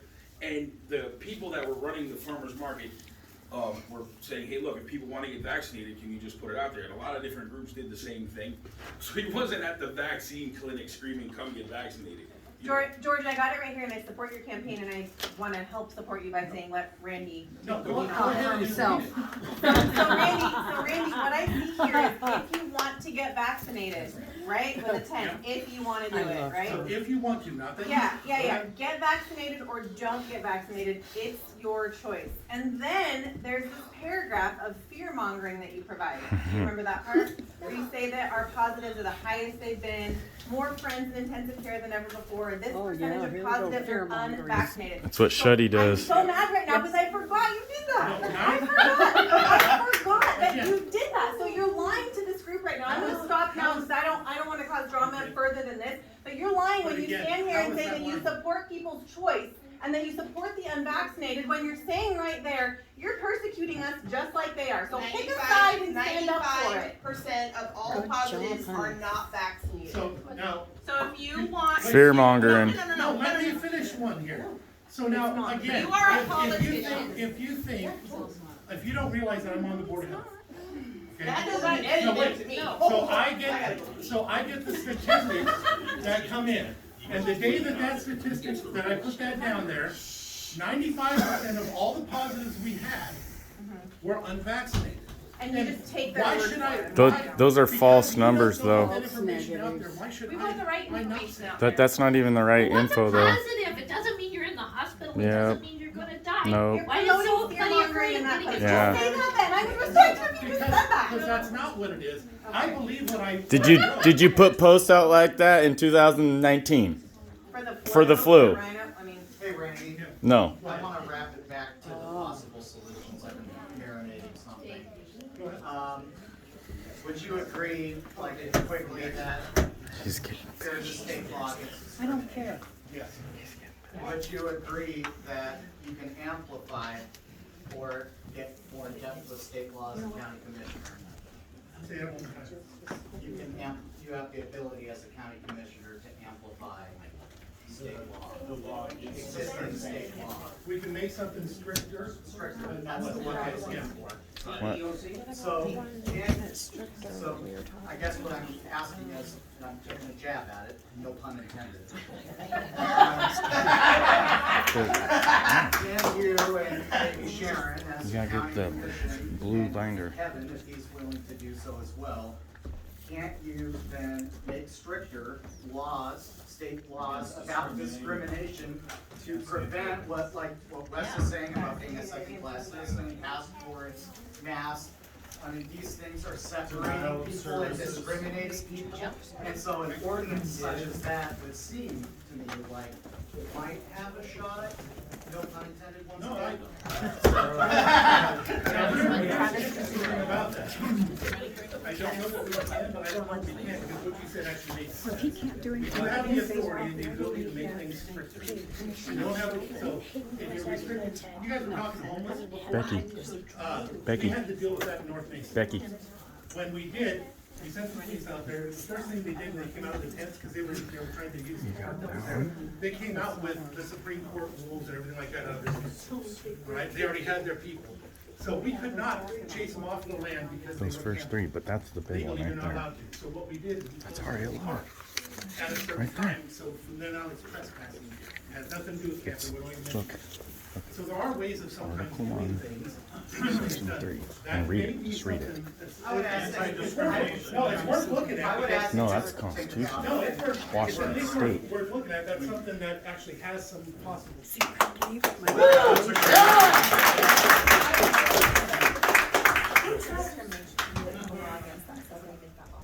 Yes. Can you describe the difference between a resolution and an ordinance? Yeah. Resolution is basically an opinion. Okay, we resolve that we are all good people, we all stand together, so we have resolution. Ordinance is, this is the rule, this is the law. But an ordinance, as I read to you, we only Basically have that, well, at the county level, go ask him. you make little ordinances, not big ones. But And hey, the little ordinances cannot be in that conflict with the is the one though. Yes, sir. Just real quick, you said 5 people are signing this, including this, and making rules and so on. My words. Yes. 5 people, I don't. Yeah. Oh, okay, yeah, I'm with you now. What are their names? Governor Inslee, House. Wilcox. Yeah. He's more political than me, believe it or not, I'm an independent, I'm not. Is it Braun? Wilcox, Well, John Brown lost Yeah, cause. just- Is he Wilcox and is it Braun? Braun, John Braun. maybe, I still think you Look for the. get Hey. one. Becky. Yeah, a Democrat can still. Becky, just look for the section of discrimination. Okay, well, no, let me tell you something. One thing about politics, you all keep throwing the word politician around and stuff like that. That's fine. There's some benefit that you have when it comes to politicians, okay? People come to you all the time as a politician, and they say, do what I say, I'm the people. You leaving?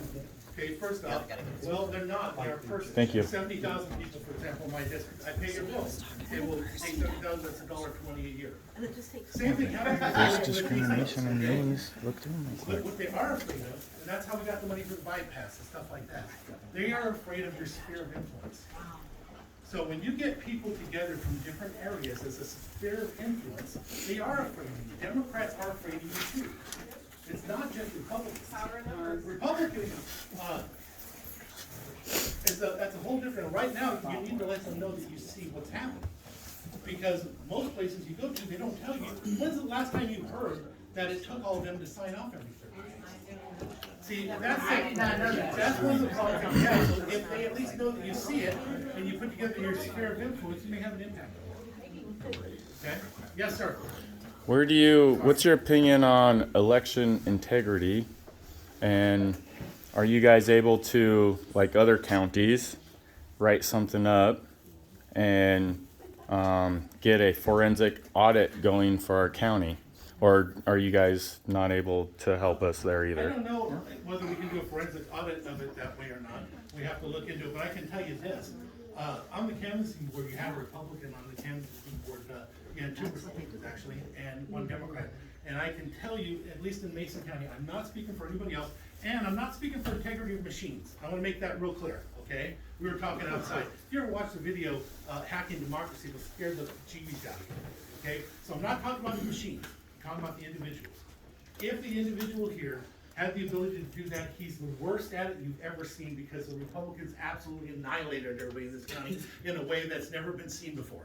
So if they did it, they weren't very good at it.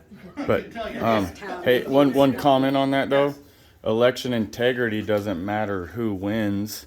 It's still, if there's things that are not being done right, it's the process isn't true. It doesn't matter who won.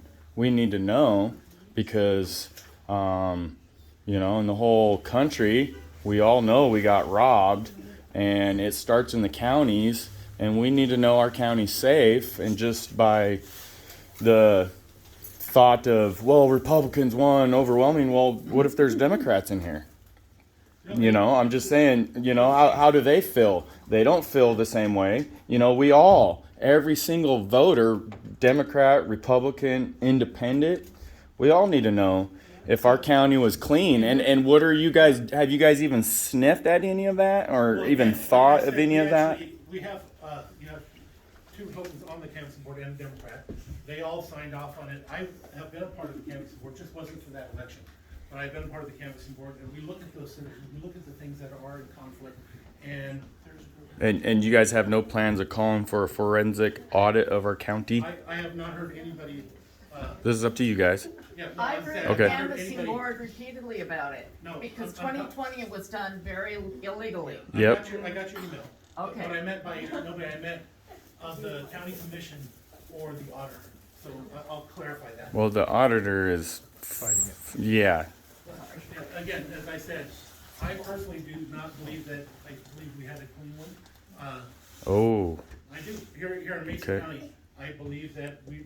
so is over 2,600 anomalies a regular in our county? Yeah, I don't know what you mean by Okay.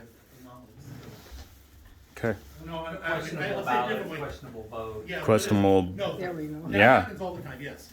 What happens. At 2,600 in Mason County? What happens in Mason County, I can tell you, because I do know, I've been around long enough. One of the first things that happens, if there's any type of a confusion on a ballot to where it is, the signature does not look correct, the very first thing they do, it's an anomaly, they call the person, because we actually have their numbers. We call them. But that's not true, because I had that happen to me in 2015 and nobody called me. Yeah. Well, I'm not saying And it's perfect, I'm just telling you, he's talking about anomalies. If there's anomalies, that's something that's already registered somewhere. Somebody must have looked at something. yeah, there's already ones that are being detected and already coming to fruit, and there's lots of proof of double ballots. You still don't think we need a forensic audit though? Yes, and they get thrown out. We get ballots also from people that live in different areas, that no longer live here, and they have to be thrown out. But did they? The doors were locked. The doors were locked. They locked them out. They locked them out.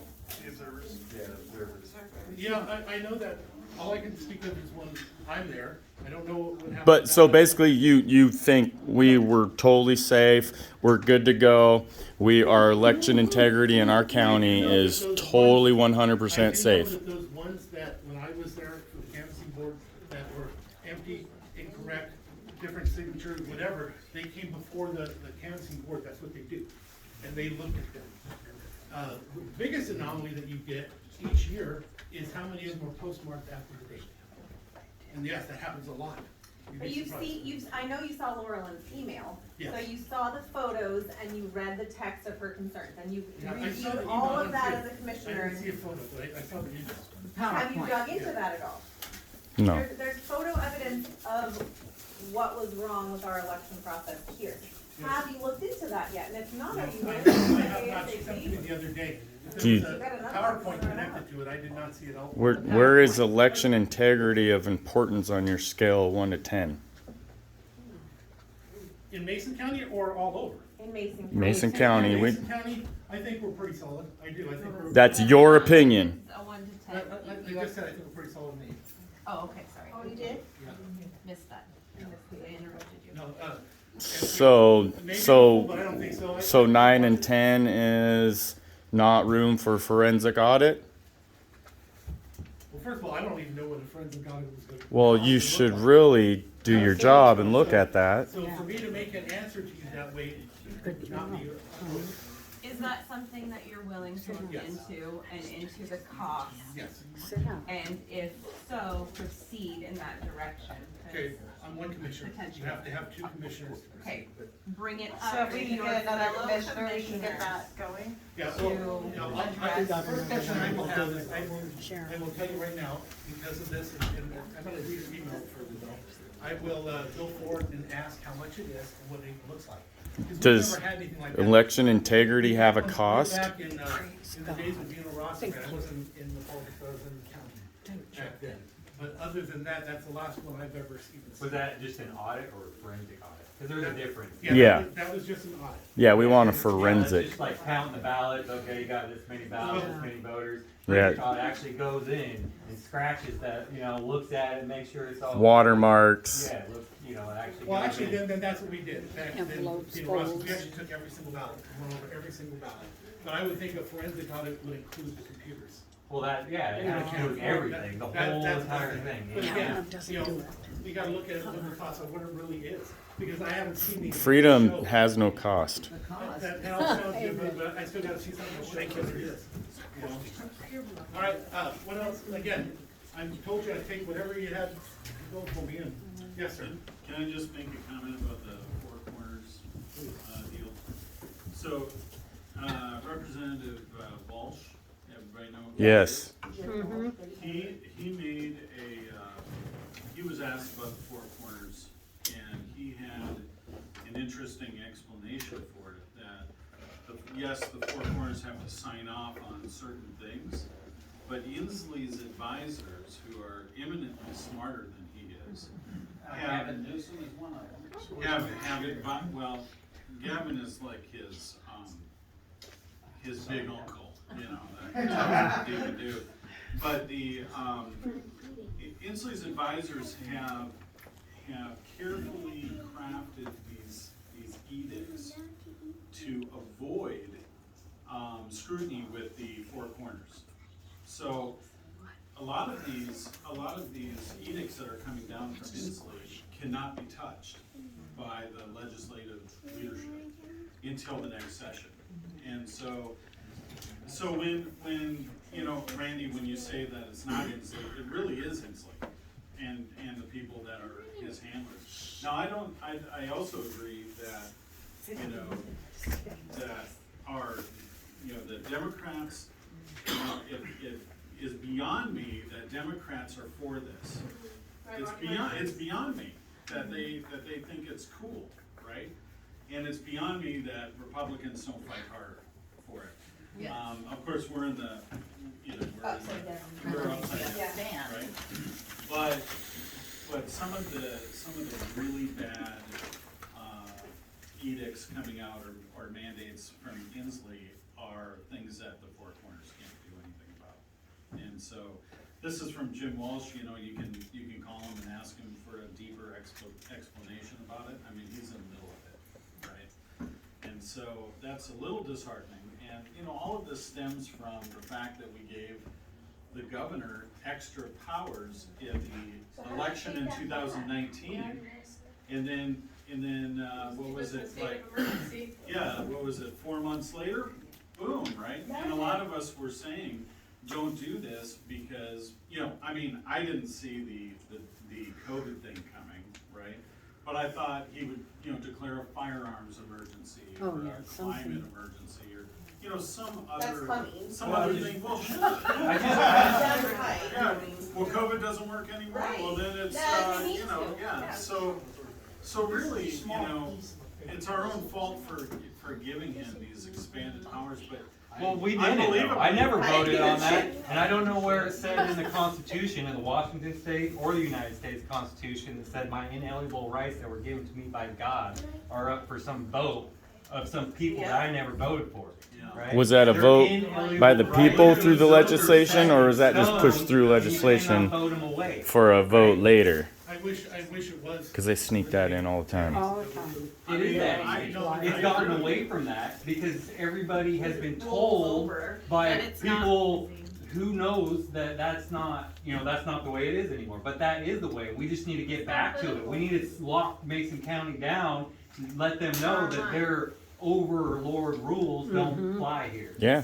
The sad part of that is somewhere the law or started the crisis, which, you know, as determined or as predetermined before, so it becomes the policy, then a judge has already decided on it somewhere, and that's what I'm saying. No.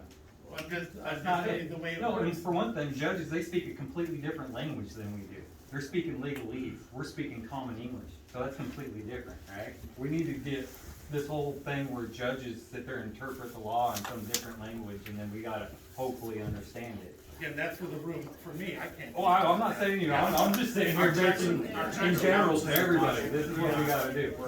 I'm not coming after you, I'm just saying that this is, I think a lot of people have been misled on their actual powers, right? Like the county sheriff, we elected that guy into place, and he is there to protect our rights, protect our interests. And if he's not doing that, then we need to have a recall vote, get him the hell out of there, and get someone in there that will. Sadly, also in Washington State, even have a recall vote, you have to show they violated some law or do something first. Not protecting our rights. But then, as he just said, you have to have a judge approve it. That's what that's a recall. It's not that simple. It's Let's just just move. No, stay in line, don't move. I was gonna say, remember what I said a little earlier ago? Stand your ground. Now you understand why people turn. Own your Well, own place. Occupy your space. If you leave, that's recall the I have judge. so many friends that went to Idaho, Florida.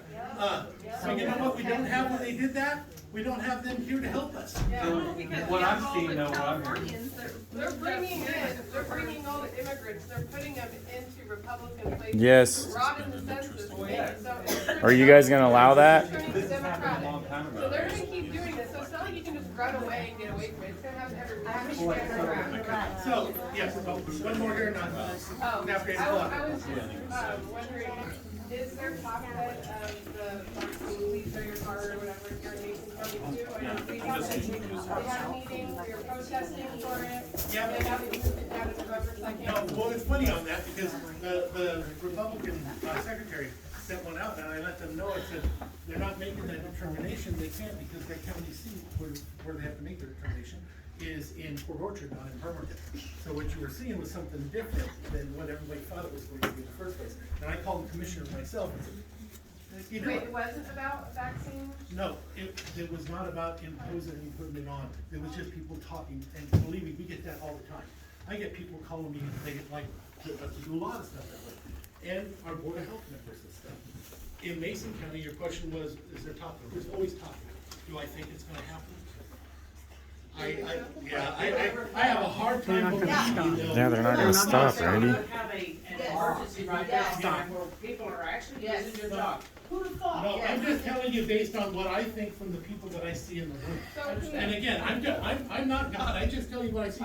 I don't think the commissioners that are there right now would do that, and because I don't think there's a single one of them that didn't grumble or get mad when they watched that happen elsewhere, because automatically, as soon as it happens somewhere else, what do you think the first thing that happens is? They come to us and they wanna try and get us to, but how we do things, instead of trying to go like this, we just try to make it all go away. And it's not a political thing. It's not about, we don't want our citizens, that happens. Now, again, it almost sounds like I'm speaking for them, I am not. I have not even had that specific conversation with them one-on-one. I'm not allowed to because there's a possibility that could come to us as a vote, and that would be an illegal meeting. Okay, so we cannot just, now we can talk about it in the room, we can bring it up in a briefing or something like that. We would vote no on it. More than that. Not only would I vote no, again, there's a lot of reasons why people don't get the vaccine. Okay, it's not just as simple as you don't like it.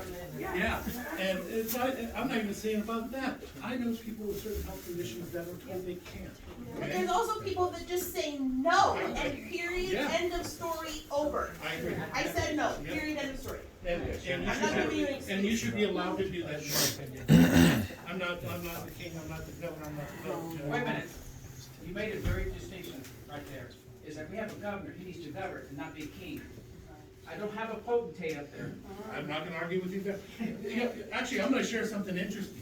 About the Constitution and Bill of Rights out, because at this point, we are no longer a constitutional republic. We're controlled. Again, I could stand on the corner and say that all day long, it wouldn't do anything for Or me. we pick up what our But family here's called something I us can tell you together interesting and about fight the back governor and his for it decisions. against them. Somebody was asking, where does he get his information, who does he do it?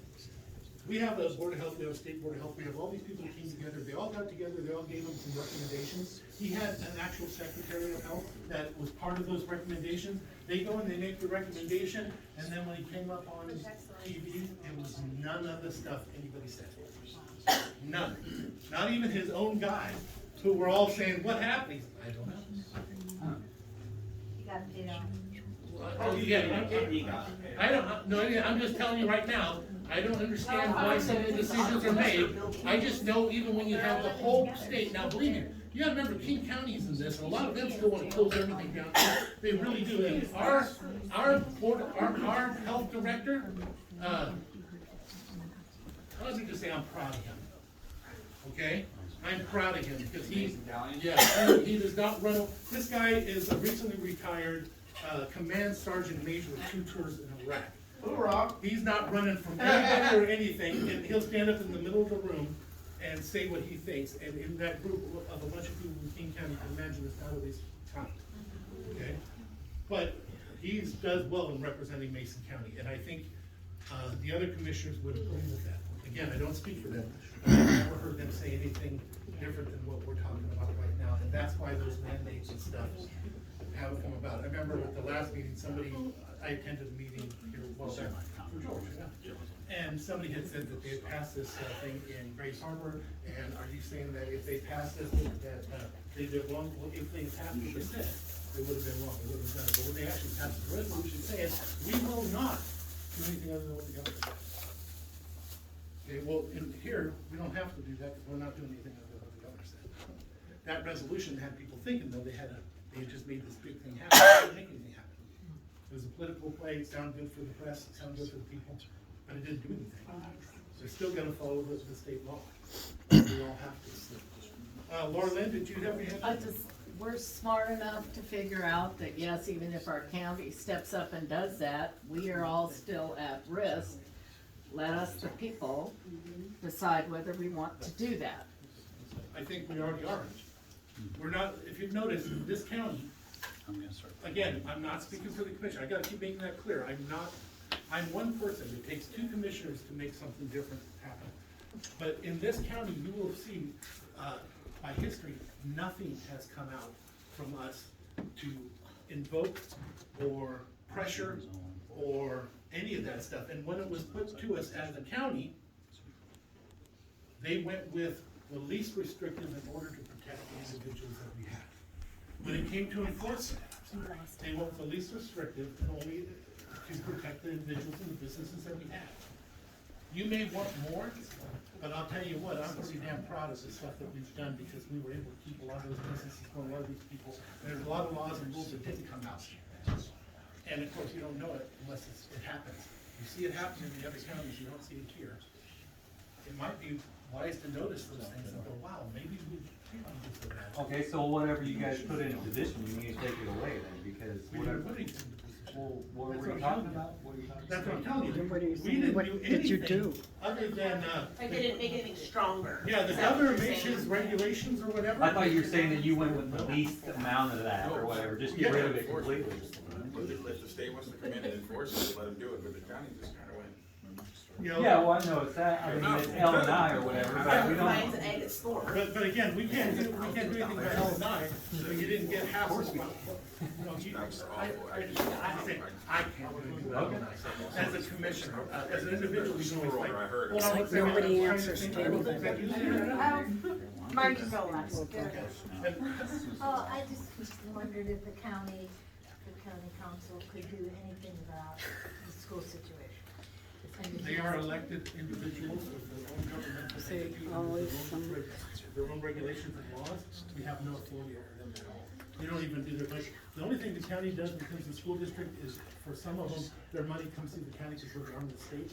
And you see your tax increase and stuff, you may not know this, but your county hasn't raised your taxes on it for years. Other ones do, and the state does, so you send everything to the county so they think it's us. And you have to send the county, we've been paid to take care of it, we're armed with the state. So everything goes to us first, and then it goes top to those organizations.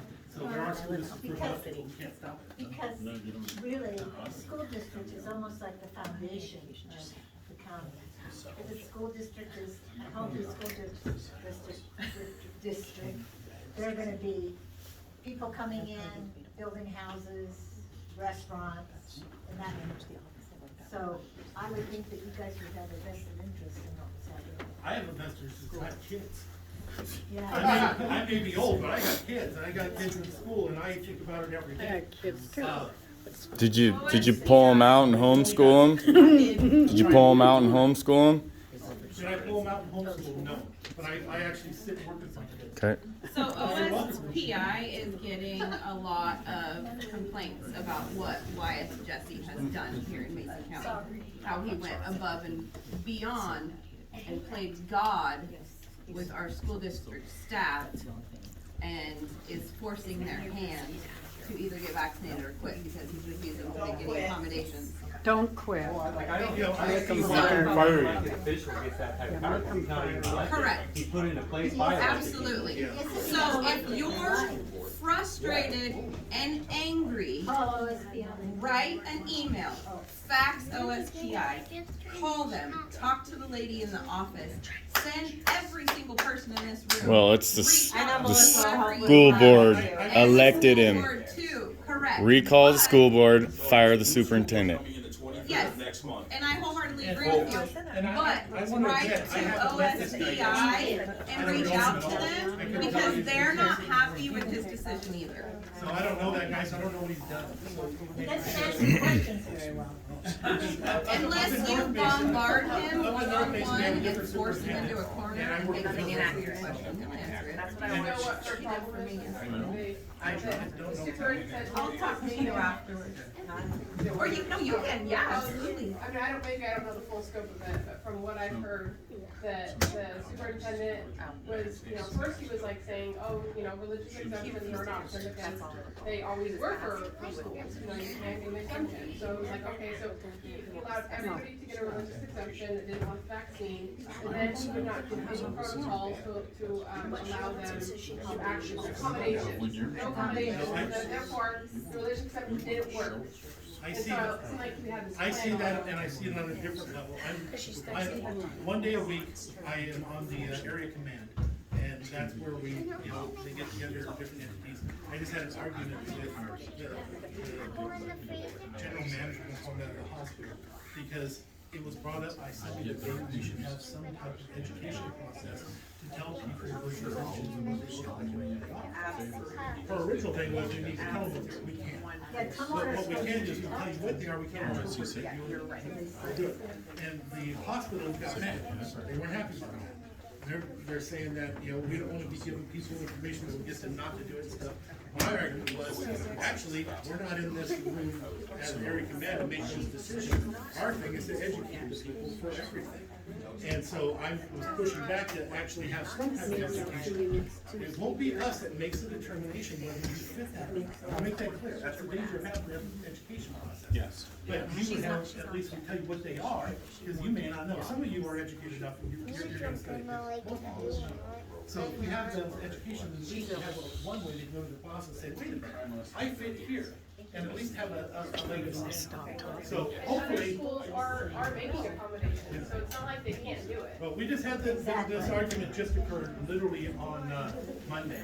And I'm coming back on Monday, and I'm hoping that we can get something going like that through the Economic Development Council. Yes, sir. And more of a statement maybe. It seems that the elected officials are all getting proudly vaccinated, and it seems that their fight only ends, like now their stakes aren't as high. They don't have as much to lose as us. So they're not as I don't even know the word. Yes, and you're not willing maybe to go as far as we are, you know what I'm saying? Because when the time comes, like, who's gonna protect us unvaccinated when you're vaccinated and you're gonna lose your job?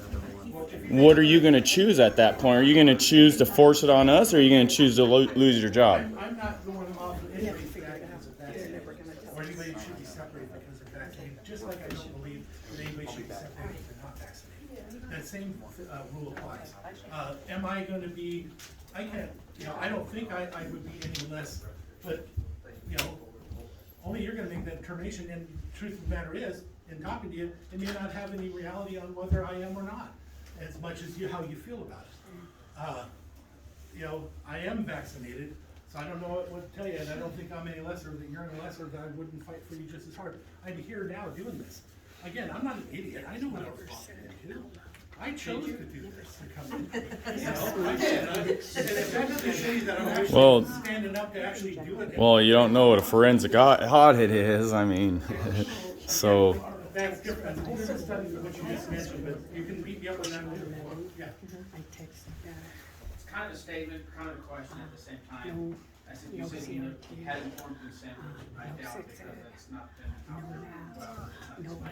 Fear is not. I'm saying for. I understand that, but you took the vaccinated, it's your choice. Yes. I don't think you properly informed, because I know, You're cognizant. as far as that goes. I've been studying this now for a year and a half. And my point of it is, you got the vaccine, can you still get COVID? Yes. Well, can you? Wait, say, I'm not a doctor. Do I believe I can still get COVID? Yes. According to the doctors, you still can you still transmit COVID? Yes. Do I believe that I can still transmit? Yes. According to the physicians and according to the CDC, the answer is yes. How come you're not losing your job? Again, I'm not the one firing anybody. I don't know what you want me to, I can only do what I can do. I'd love to be able to. I can't get it again. I've had COVID. Yep, me too. I've got natural immunity. I cannot get it again, and That's I right. cannot give it. I'm losing my job. Yeah. Yes. 30 years as an RN. 30 years. I'm losing my job. If there's a way I can help you, I would, but I don't know how to do it from my position. He laughs at you. He laughed at you. I didn't laugh at you. Okay. It's right here. Every Tuesday at 6 right here. I'm gonna say something really nasty, so I'm gonna leave now. I'm standing about this. Rude. Say on behalf of us, like, I think most of us don't, we're not trying to be mean, it's just people are so passionate about this because it's like their livelihoods at stake. Their livelihoods You know, are. Yes, exactly. It is at stake. People are Yes. Randy, Again, so Feeling just I attacked completely and- understand. That's why it's not a big deal that I, Councilman wants to come back with it. But again, you have to be able to ask something from somebody that they can do. So Randy? physically, you can't do it, like, government-wise, you can't do anything for us. But what you could do for that man is say, hey, I think this is wrong, what is being done to you, like, come out and make a stance, and stand with these people. I don't have fear of losing my job right now. I am a lucky one. I work for a tribal entity. They are not requiring it at this time. I can tell you one thing, the second they do, deuces, I'm out, because I'm not getting it. My mom was just put in a nursing home today. I can't go visit her, because I don't have the freaking vaccine. I'm not gonna compromise myself and my own beliefs and integrity, just so I can see my mama. So what you could do And I'll do it right now. is stand with that man and say to the entirety of Mason County on your Facebook page that you so gloriously bragged about this evening, I didn't. that I that's- stand yeah. with you. Well, no, but he was saying my post and things like that, so I'm sorry. I've seen I'm his heart, I passionate believe he about cares this. about I all post- of I I us. posted believe once that in he 4 does. months on COVID. Well, I believe that he cares too, but it also, kind of, some of the things that you said this evening is also that, hey, yeah, I mean, I agree with you, I'll stand for you, but there's nothing I can do. I think he's trying to So- say, honestly, his scope isn't as big as he would like to get. And I wholeheartedly agree with that, but maybe if you stood out and said, hey, this is not right, what is being And done I thought I here? said it all night long, but if you want me to Yes, no, clarify yes, it one more time, absolutely. I'll say it again. The idea of anybody being forced to do anything they will you don't want to will you say that in the newspaper or on iFiber One? Here in the newspaper, the journal iFiber Public. Yeah. And yes, and that was the point that I was making, is publicly saying, And again, hey, I say it you know, every day. Where have you said it publicly? Can we just stop skirting? Like, I gotta go. There's time running out. Where'd you say it? Where do you think I talk publicly? Where did you tell people that what's going on is wrong? I'd like to view it. Where can I see Well, it? again, in there, even the post you talked about, read those things that are said in there. I say it. Aside from that, I don't have like a. Yeah. Helps you support us and Okay. you're about it. Gentlemen, where he works. One more last time. I just did tell you. Yes, and I we did appreciate say Hey, that. Randy, quick one. So, were you taking the vaccination to continue doing your job? No. Or are you sure? No, I took Said he it. did it to protect his family. Yeah, I think I. Okay. Said it in the beginning. And I'll say it one more time. When I did it in the very beginning almost. I was helping other people that wanted to get in. I didn't want to get it. I had a lot to think about. One is, I have a mother that's invalid downstairs. 2, I have a father with cancer upstairs. 3, I attend chemo every single week in a room with a bunch of other people doing chemo. Every single week I do that. And 4, I go amongst all of you and I go back into those rooms. Can we support your choice? So that was my decision. We support your choice. I'm done What I'm saying is, I think, and absolutely, I agree with that, but what I'm saying is a gentleman like that, who's doing the job, maybe you could stand up and say, reach out to the board of directors, or the HR. I have 2 left, I already have like 1 in my car. As a county commissioner, sorry, as a county commissioner, I think what you're doing is wrong. Again, I just had a battle with the head of the hospital. I have nothing over. And I know you don't, but just, you know, having, yes, you do have an opinion, absolutely. And just coming out and letting the county know that you're, you know, these people, know that there's a public behind them. He showed up and he asked all the questions. Have you invited the other 2? Commissioners? Well, they can't be in the. They all, not, Well, we don't have anything. We already had one with Sharon.